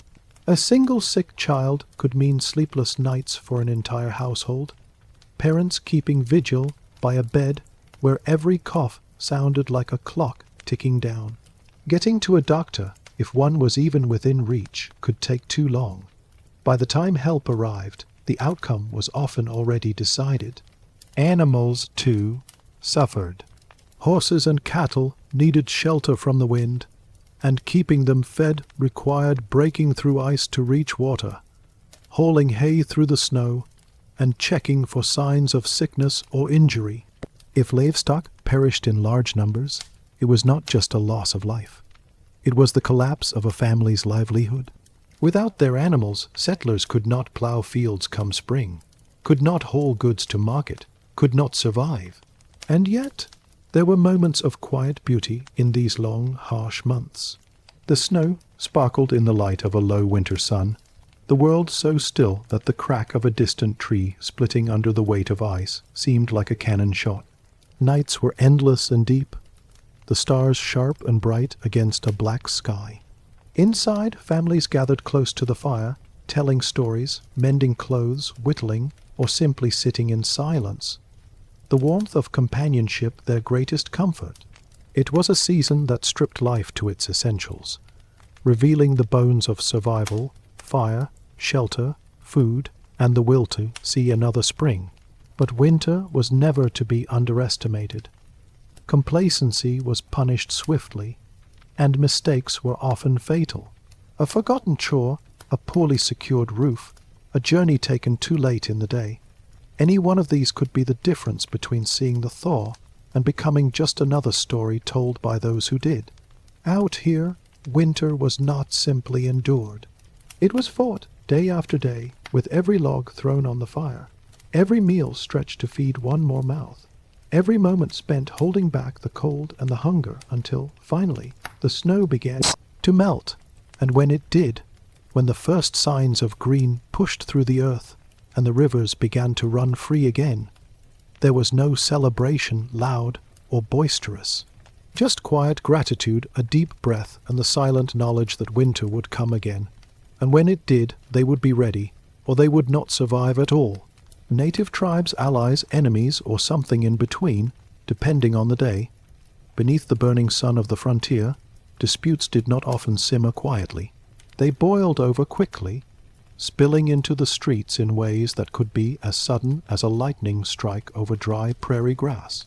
In the wide and restless lands west of the Mississippi, duels were not simply the stuff of dime novels. They were, for some, a grim reality, a matter of pride, reputation, or survival. It might begin with nothing more than an insult muttered too loudly over a game of cards, a drink knocked over in the saloon, or the suspicion that someone had been cheating at the faro table. The saloon was often the heart of such trouble, a smoky room smelling of sweat, whiskey, and cigar smoke, where eyes lingered too long and hands rested too easily on the butt of a revolver. There was a particular kind of silence that fell when two men locked gazes in challenge, as if the room itself drew a breath and waited to see what would happen next. Witnesses often claimed that time seemed to slow, the clink of glasses and the shuffle of boots fading into the background as the two figures squared off, their intentions unspoken but clear. Frontier duels were not always formalized in the sense of the gentlemanly European pistol duels one might imagine. They could be on rare occasions arranged with some measure of ceremony, a chosen time and place, weapons agreed upon, witnesses present to keep things honorable. But far more often, the duels of the West were unpredictable, flaring up without warning. A hand twitched toward a holster, a flash of steel, and the matter was decided in a heartbeat. The revolver in these moments was not simply a tool. It was an extension of the duelist's will. Its weight was familiar in the palm, its draw practiced in the quiet hours, its mechanism oiled and ready for the half-second that would decide life or death. To be quick was essential. To be accurate was a luxury. In the dust and tension of the street, many shots went wide, ricocheting off hitching posts, splintering into shop fronts, or burying themselves into the ground. Yet not every duel ended with the crack of gunfire. There were those who, faced with the cold reality of mortality, found themselves hesitating at the final moment, their rage cooling in the presence of the inevitable. Sometimes friends or bystanders would intervene, stepping between the combatants, urging them to let the matter go before it turned bloody. But there were also times when the moment passed too quickly for anyone to act, and all that was left afterward was the sound of a body hitting the earth and the whispering of the wind through the main street. In the small towns and camps, news of a duel spread like wildfire. People would emerge from buildings to stand on porches and peer around corners, their curiosity outweighing their fear. There was a macabre fascination in seeing who had won, who had fallen, and what the cause had been. A man who survived a duel often walked away with his reputation altered forever, either feared for his speed and skill or whispered about for his ruthlessness. The loser, of course, could not speak for himself, but his story, too, would be told, shaped by the recollections and biases of those who had witnessed the event. And there was an unspoken truth about these duels. They were as much about perception as they were about justice. In a land where the law was stretched thin, where sheriffs could not be everywhere at once, personal honor became a kind of currency. To back down was to invite further challenges. To win was to establish a boundary that others would think twice before crossing. In this way, the duel was less about the original offense, and more about the ongoing need to secure one's place in a volatile social order.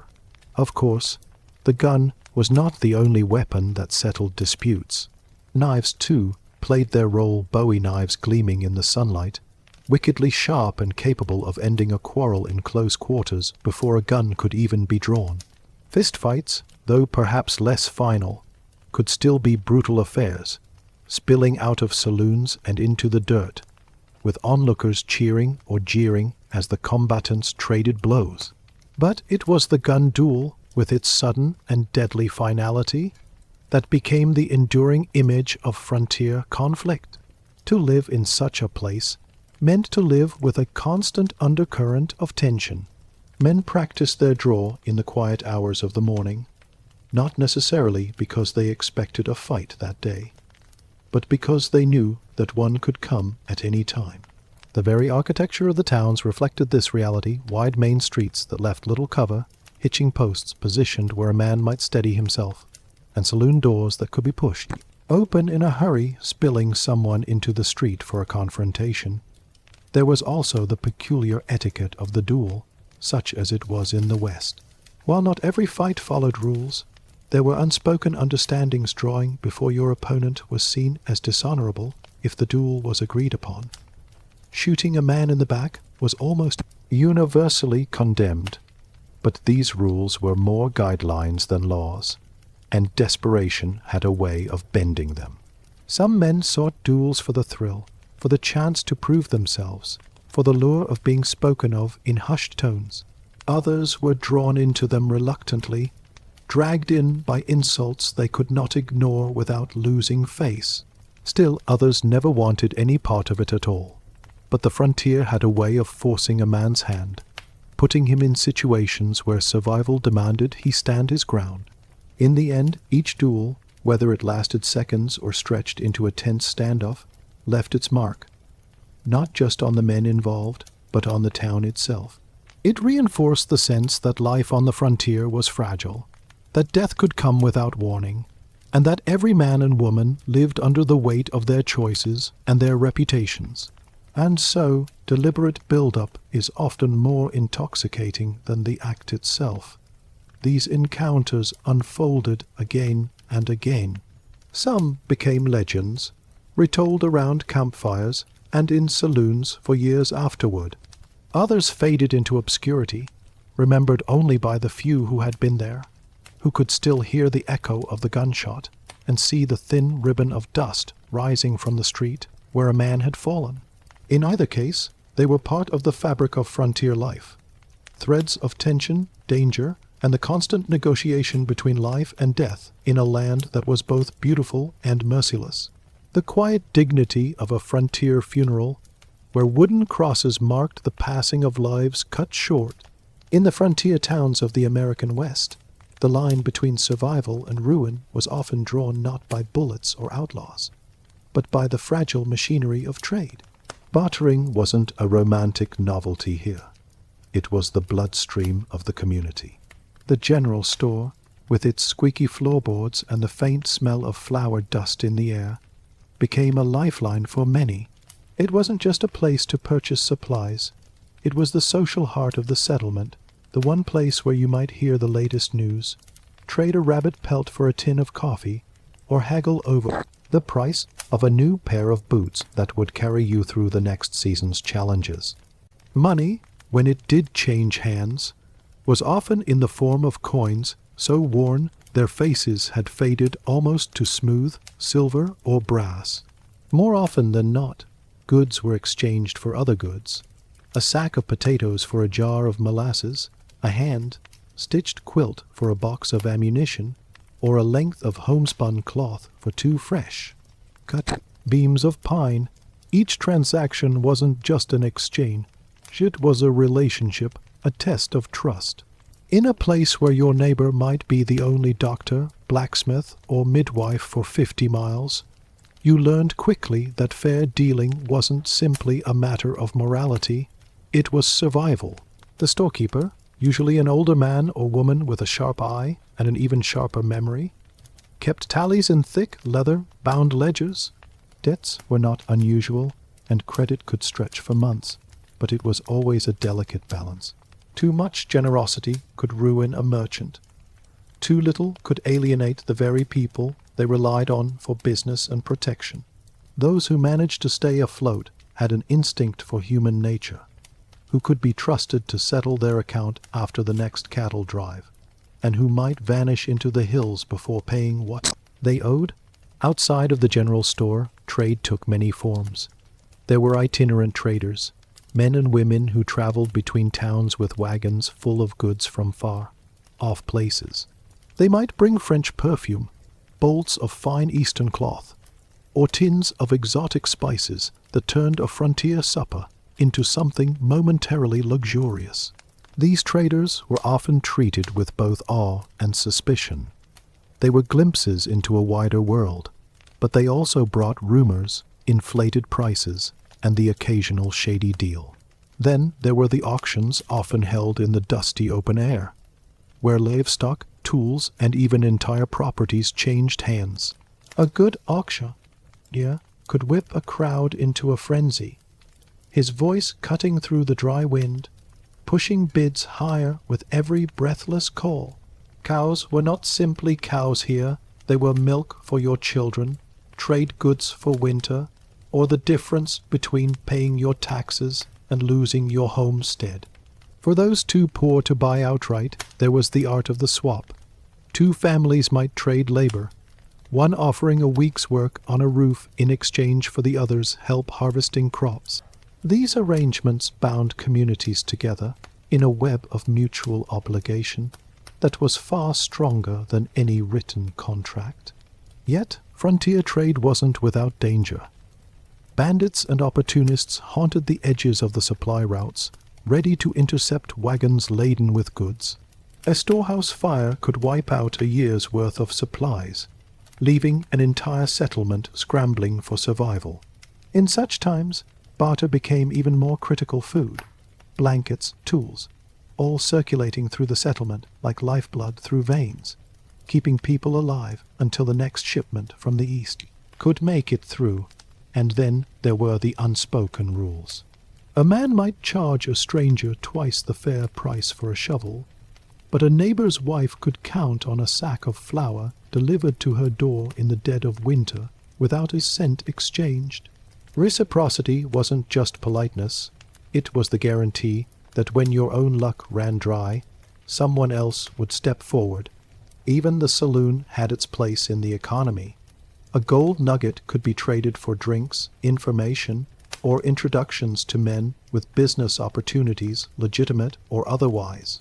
In many ways, the saloon was the after-hours marketplace, where cattle contracts were discussed over whiskey, mining claims were sold in hushed tones, and poker hands settled disputes no lawman would touch. As railroads pushed westward, trade began to change. Manufactured goods became more common, the variety of items in general stores widened, and cash replaced some of the barter system.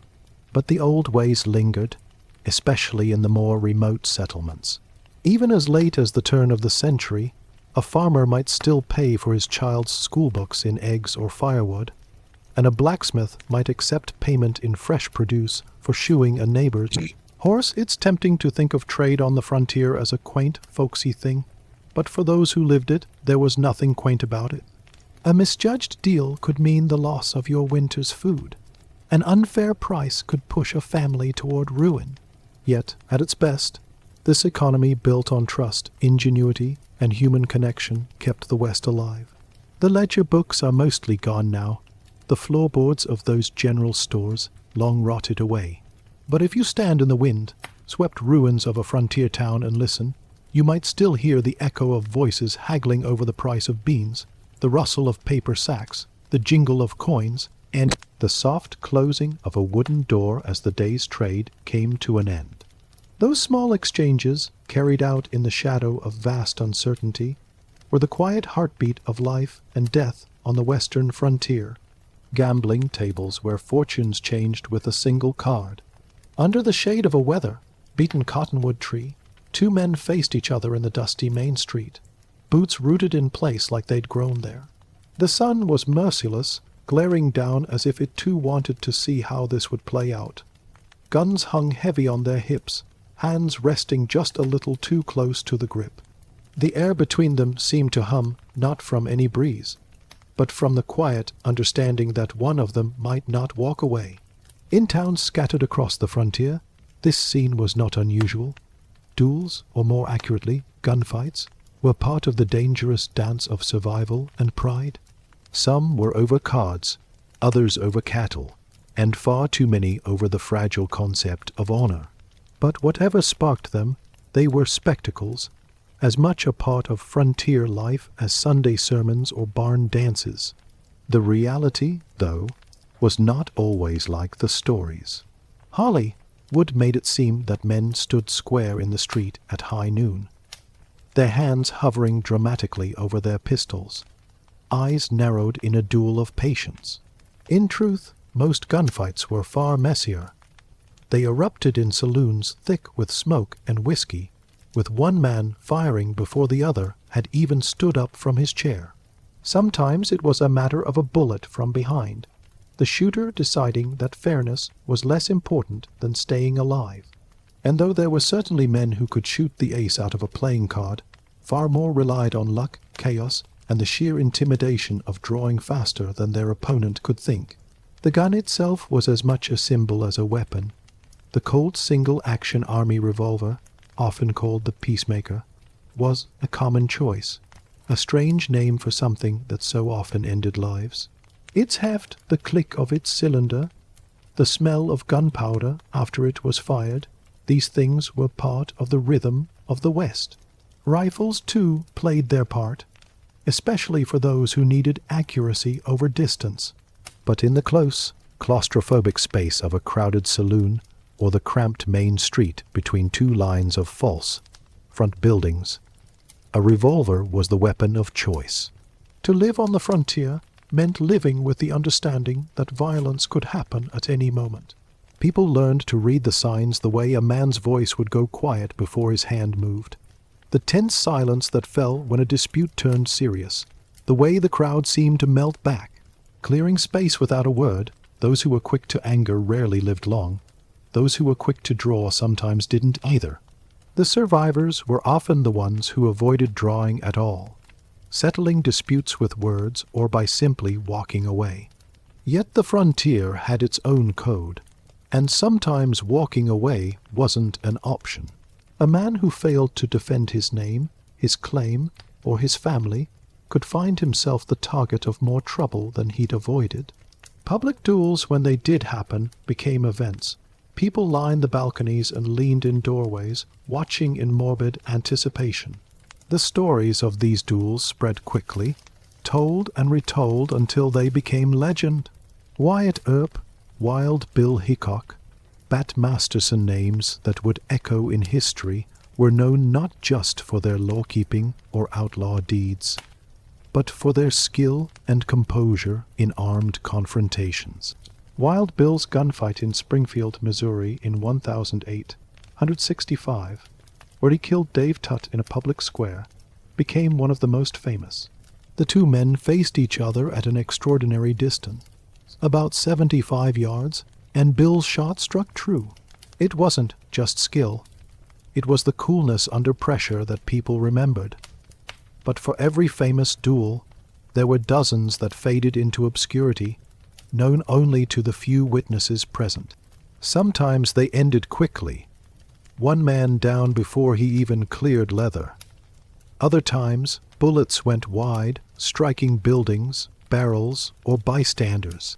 The towns kept their undertakers busy, and a man's final resting place could be a simple wooden cross out by the edge of town, his name carved with a pocket-knife, his story reduced to a rumor. Alcohol was often the great accelerator of conflict.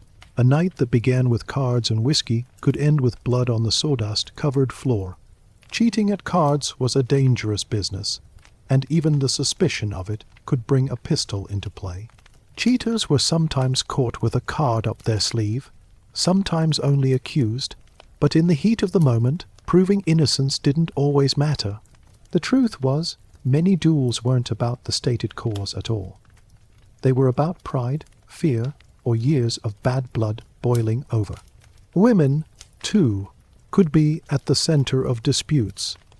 In a small frontier town, gossip traveled fast, and relationships were complicated by scarcity.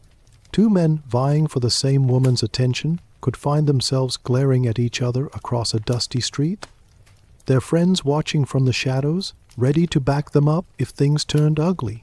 Sometimes, though, it wasn't about romance, but about perceived insult. An offhand remark, a careless laugh, these could fester in a man's mind until the only solution seemed to be settling it with iron. And yet, despite the danger, the duel held a strange fascination for those who lived in the West. Perhaps it was the purity of the moment, the stripping away of everything except the draw, the aim, and the shot. Perhaps it was the way it seemed to embody the harsh simplicity of frontier life.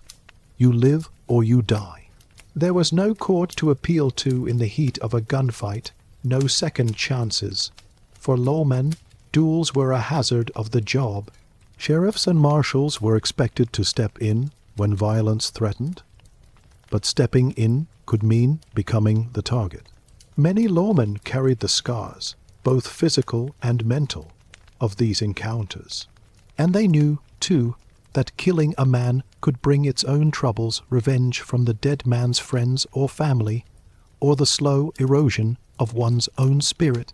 Some towns tried to ban the carrying of firearms within city limits, requiring men to check their guns at the sheriff's office or the saloon.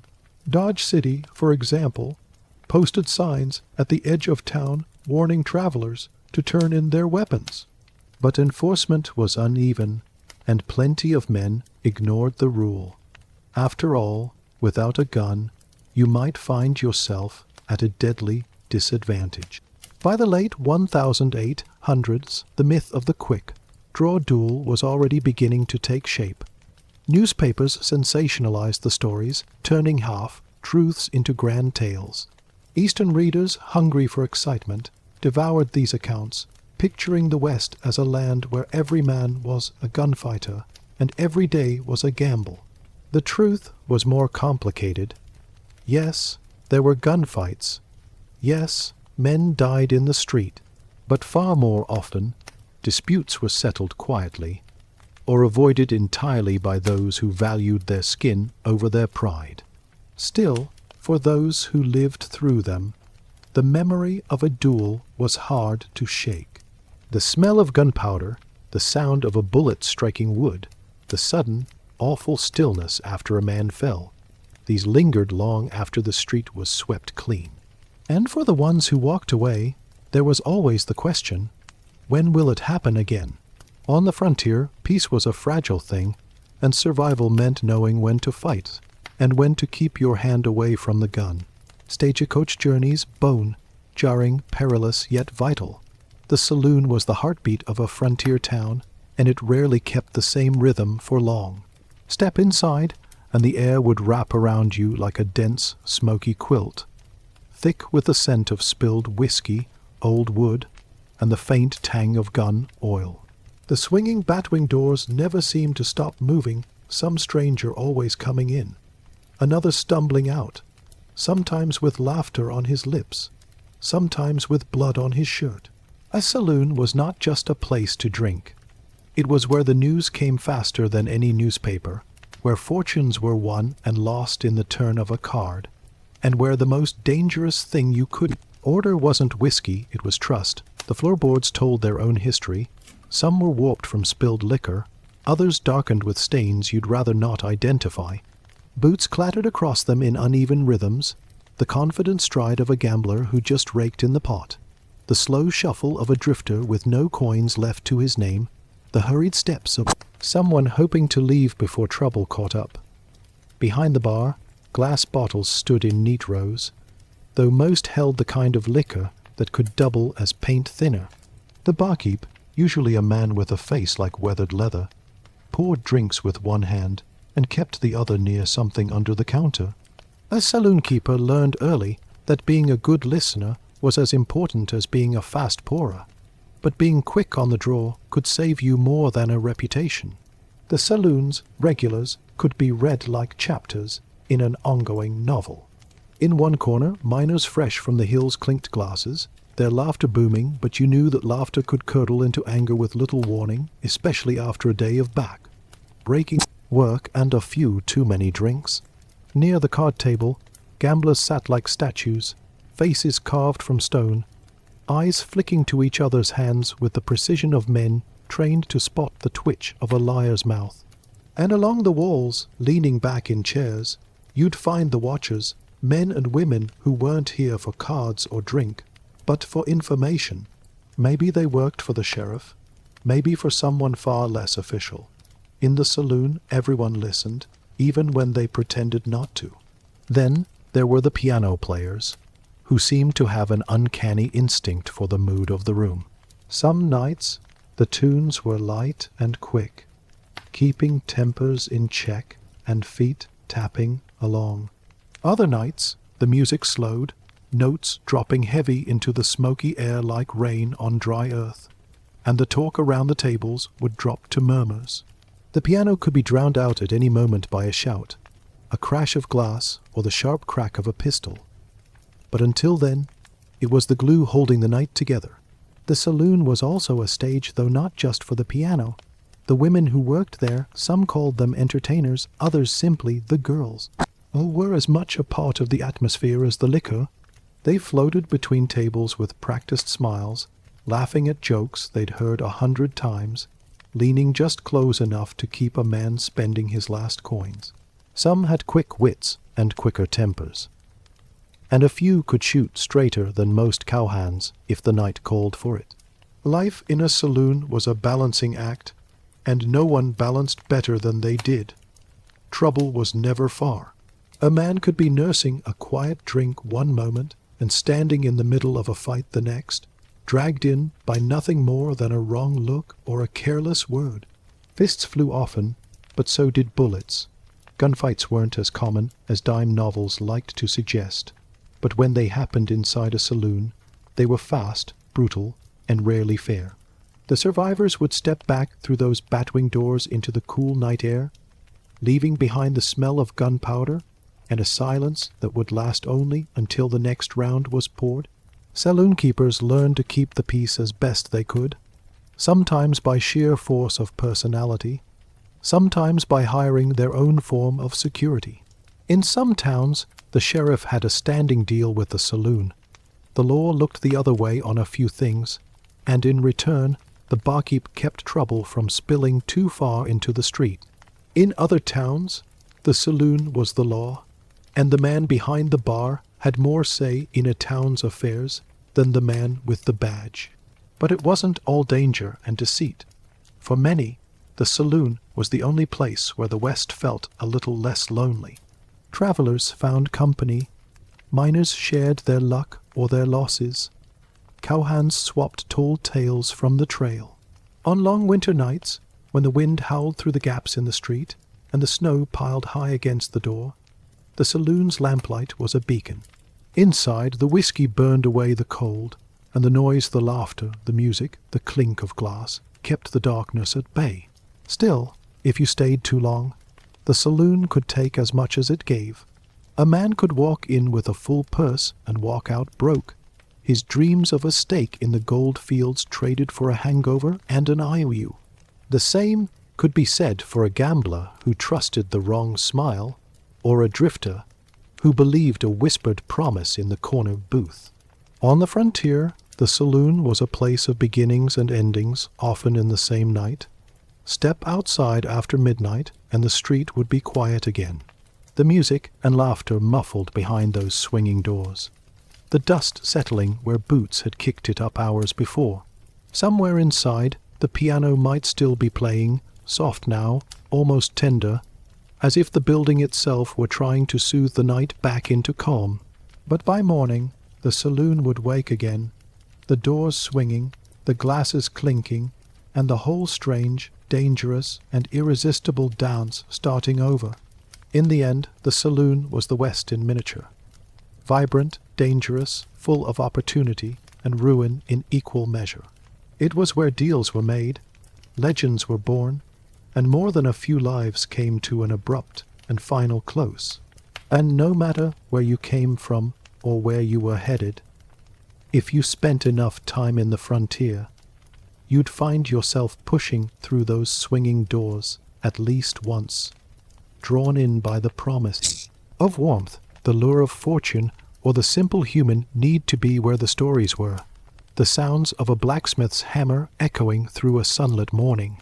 The West was a place where reputations could ride faster than a man's horse, and in those scattered settlements where the law was more suggestion than certainty, a name could weigh as much as a loaded revolver. Word traveled oddly in the frontier, part rumor, part truth, part embellishment that grew larger with each retelling.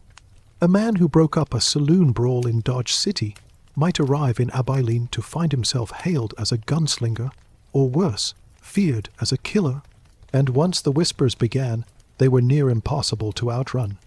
You could change your clothes, your horse, even your name, but the stories had a way of catching up. Sometimes a reputation was a deliberate construction. There were men who understood that fear could be just as good a shield as a six-shooter.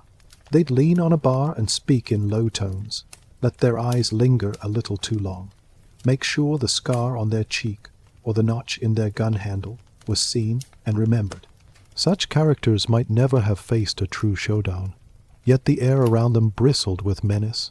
The trick was never to confirm or deny anything outright. Let others fill in the blanks, and they always did.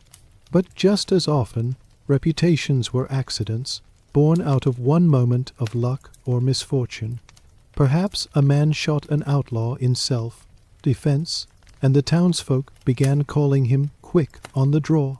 Perhaps he bested a known troublemaker in a fair fistfight, and suddenly no one wanted to play cards with him without keeping their back to the wall. It didn't matter if the event had been exaggerated to twice its size on the frontier. Perception mattered more than fact. Of course, not all reputations were of the dangerous variety. A skilled blacksmith might be spoken of with equal reverence, his name traveling ahead of him to the next settlement, so that wagons lined up before he'd even arrived. A midwife known for steady hands could find herself summoned across counties. These reputations were currency, the kind that kept a man or woman fed, sheltered, and in good company. But even the best reputations came with pressure. If you were the finest tracker in 3 territories, you could expect to be called out into storms and through hostile terrain when everyone else stayed warm by the fire. Still, it was the dangerous reputations that drew the most fascination. Men like Clay Allison, whose name carried the weight of unpredictability, or Luke Short, who walked into rooms like he owned them. Their stories were retold in dimly lit saloons, each recounting a little sharper, a little more deadly. Before long, even those who'd never laid eyes on them felt they knew the cut of their jaw, the set of their shoulders, the speed of their draw. This was the alchemy of the frontier, to turn men into legends, often while they were still alive to see it.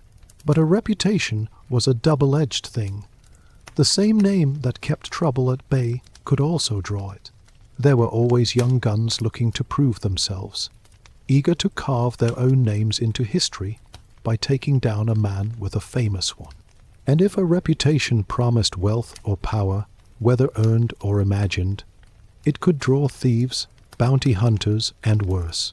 You might wake one morning to find a stranger in the street, his hands hovering over his belt, his eyes daring you to make the first move.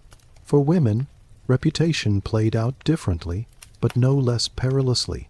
A saloon girl with a certain charm might be talked about across counties, her name drawing cowhands and drifters eager to see if the stories were true. A rancher's widow who'd managed to hold her land against all odds might inspire admiration from some and envy from others. And heaven help the woman whispered about in ways that suggested scandal. On the frontier, a rumor could stick faster than dust to boots, and it could shape the rest of a life. There were also those who actively shed reputations like old skins.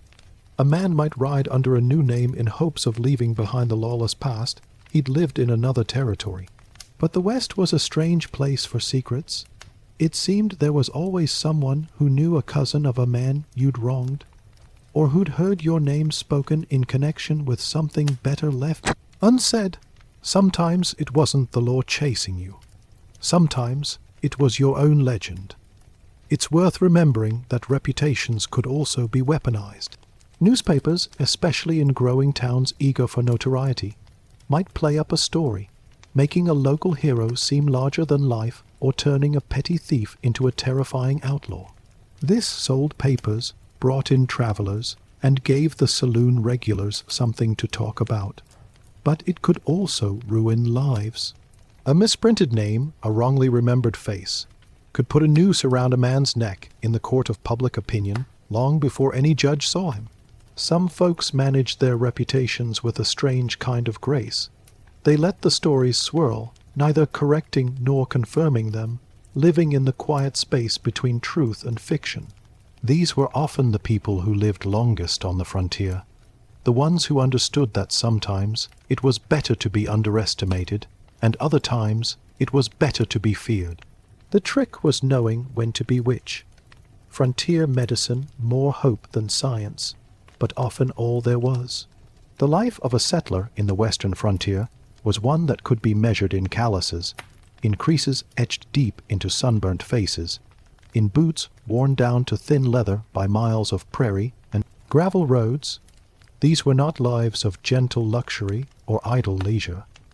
They were built on days that began before the sun was up and ended long after its light had drained from the sky.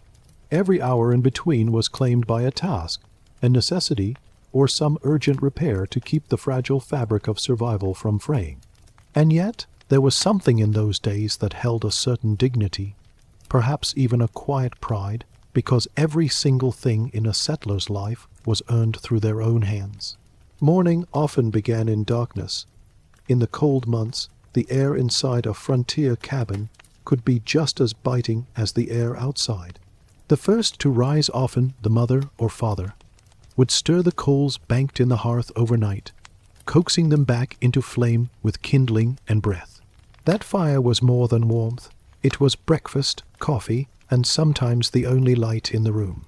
The sound of it crackling was like a heartbeat for the home, a reminder that the family had made it through another night. Children, if there were any, were quickly swept into the day's chores. There was no concept of school morning rush. As we know it today, there were cows to milk, water to draw from the well or nearby creek, chickens to feed, and wood to split. And unlike the domestic conveniences we might take for granted now, every one of these tasks was physical, often messy, and sometimes dangerous. The wooden handles of buckets wore grooves into palms, and the rope of the well could burn against fingers if let down too quickly. Water, heavy and sloshing, had to be carried back without spilling, sometimes across icy or muddy ground. If you were a man on the frontier, your work might take you far from home for the day. Fields had to be ploughed by hand or with the help of an ox or mule, and the work did not pause for weather. Rain made the soil heavier. Wind kicked dust into your eyes. The sun could beat down until your neck burned and your shirt clung to your back. In winter, tending to livestock was a battle against frostbite. Fences had to be mended after storms, or the animals would wander sometimes into danger, sometimes into someone else's land, which could spark conflict faster than a gunshot. For women, the frontier home was not a space of stillness but a workshop of constant production. Bread was kneaded and baked in heavy iron ovens. Butter had to be churned, slowly, steadily, until arms ached. Clothes were washed in cold water with lye soap, wrung out by hand, and hung to dry in the wind. Sewing and mending were not hobbies but essential duties. A torn shirt or ripped trousers could not simply be replaced. Food had to be preserved, especially in the harvest season, vegetables pickled, fruits dried, meats salted or smoked, because there was no corner store waiting to provide supper if the larder ran empty. Life was lived in layers of precaution. Every trip to the fields or forest carried the knowledge that injury was not just inconvenient, it could be fatal. A badly cut hand could become infected. A broken leg could mean an entire family's survival was at risk, with no one to work the plow or gather wood. Medical help was often days away, and even when it arrived, it came in the form of a traveling doctor with limited tools and even more limited remedies. The land itself demanded constant negotiation. In some places, it was generous soil, rich and easy to turn, streams filled with fish. In others, it was stubborn and unyielding, offering only scrub, rock, and dust. There were years when crops failed completely, leaving settlers dependent on what they had managed to store or trade. Droughts, floods, and plagues of insects could wipe out a season's work in hours. And yet, settlers returned to the soil each spring with hope. They planted seeds knowing not all would survive, but believing enough would to carry them through. The isolation could be as heavy as the labor. Many settlers lived miles from their nearest neighbor, and visits were rare luxuries. Mail arrived infrequently, sometimes carried by riders who risked hostile territory to deliver it. News could be weeks or months old by the time it arrived. In winter, snow might trap a family indoors for days or weeks, with only the sound of the wind against the cabin walls and the creak of the timbers for company. But when community gatherings happened, they were cherished. Barn raisings, harvest festivals, and church services were not just practical or religious, they were vital for morale. They were moments to exchange news, share food, hear music, and remind oneself that even in the vast and lonely stretches of the West, there was still a network of human connection. Children grew up fast in this world. By the age of 10, many could handle a team of horses, chop wood, or shoot accurately enough to defend the homestead from predators. Their games were often miniature versions of adult tasks, building tiny forts, carving wooden tools, or playing at lassoing sticks. Education, when available, was squeezed into the margins of life. A small schoolhouse might serve an entire district, with one teacher overseeing children of all ages. Lessons were as likely to be interrupted by planting season or cattle drives as by weather. Despite the hardships, or perhaps because of them, settlers developed a deep respect for what they had. A loaf of fresh bread was not taken for granted. A new pair of boots might be treasured for years. The smell of coffee in the morning, the comfort of a quilt on a cold night, the joy of a letter from home, these were riches on the western frontier.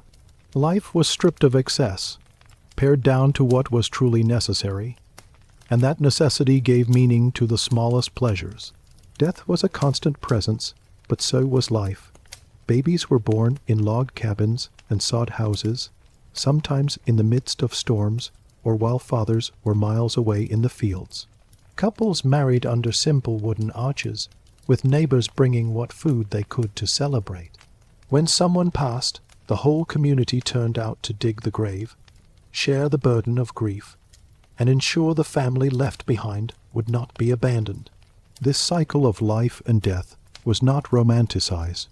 It was simply the truth of existence on the frontier. Evenings, when work was done and the light was fading, carried their own rhythm. The fire was stoked, the day's aches settled into bones, and supper was eaten slowly, often in silence, as exhaustion claimed its due. Stories might be told of the journey west, of the old country left behind, of neighbors and kin.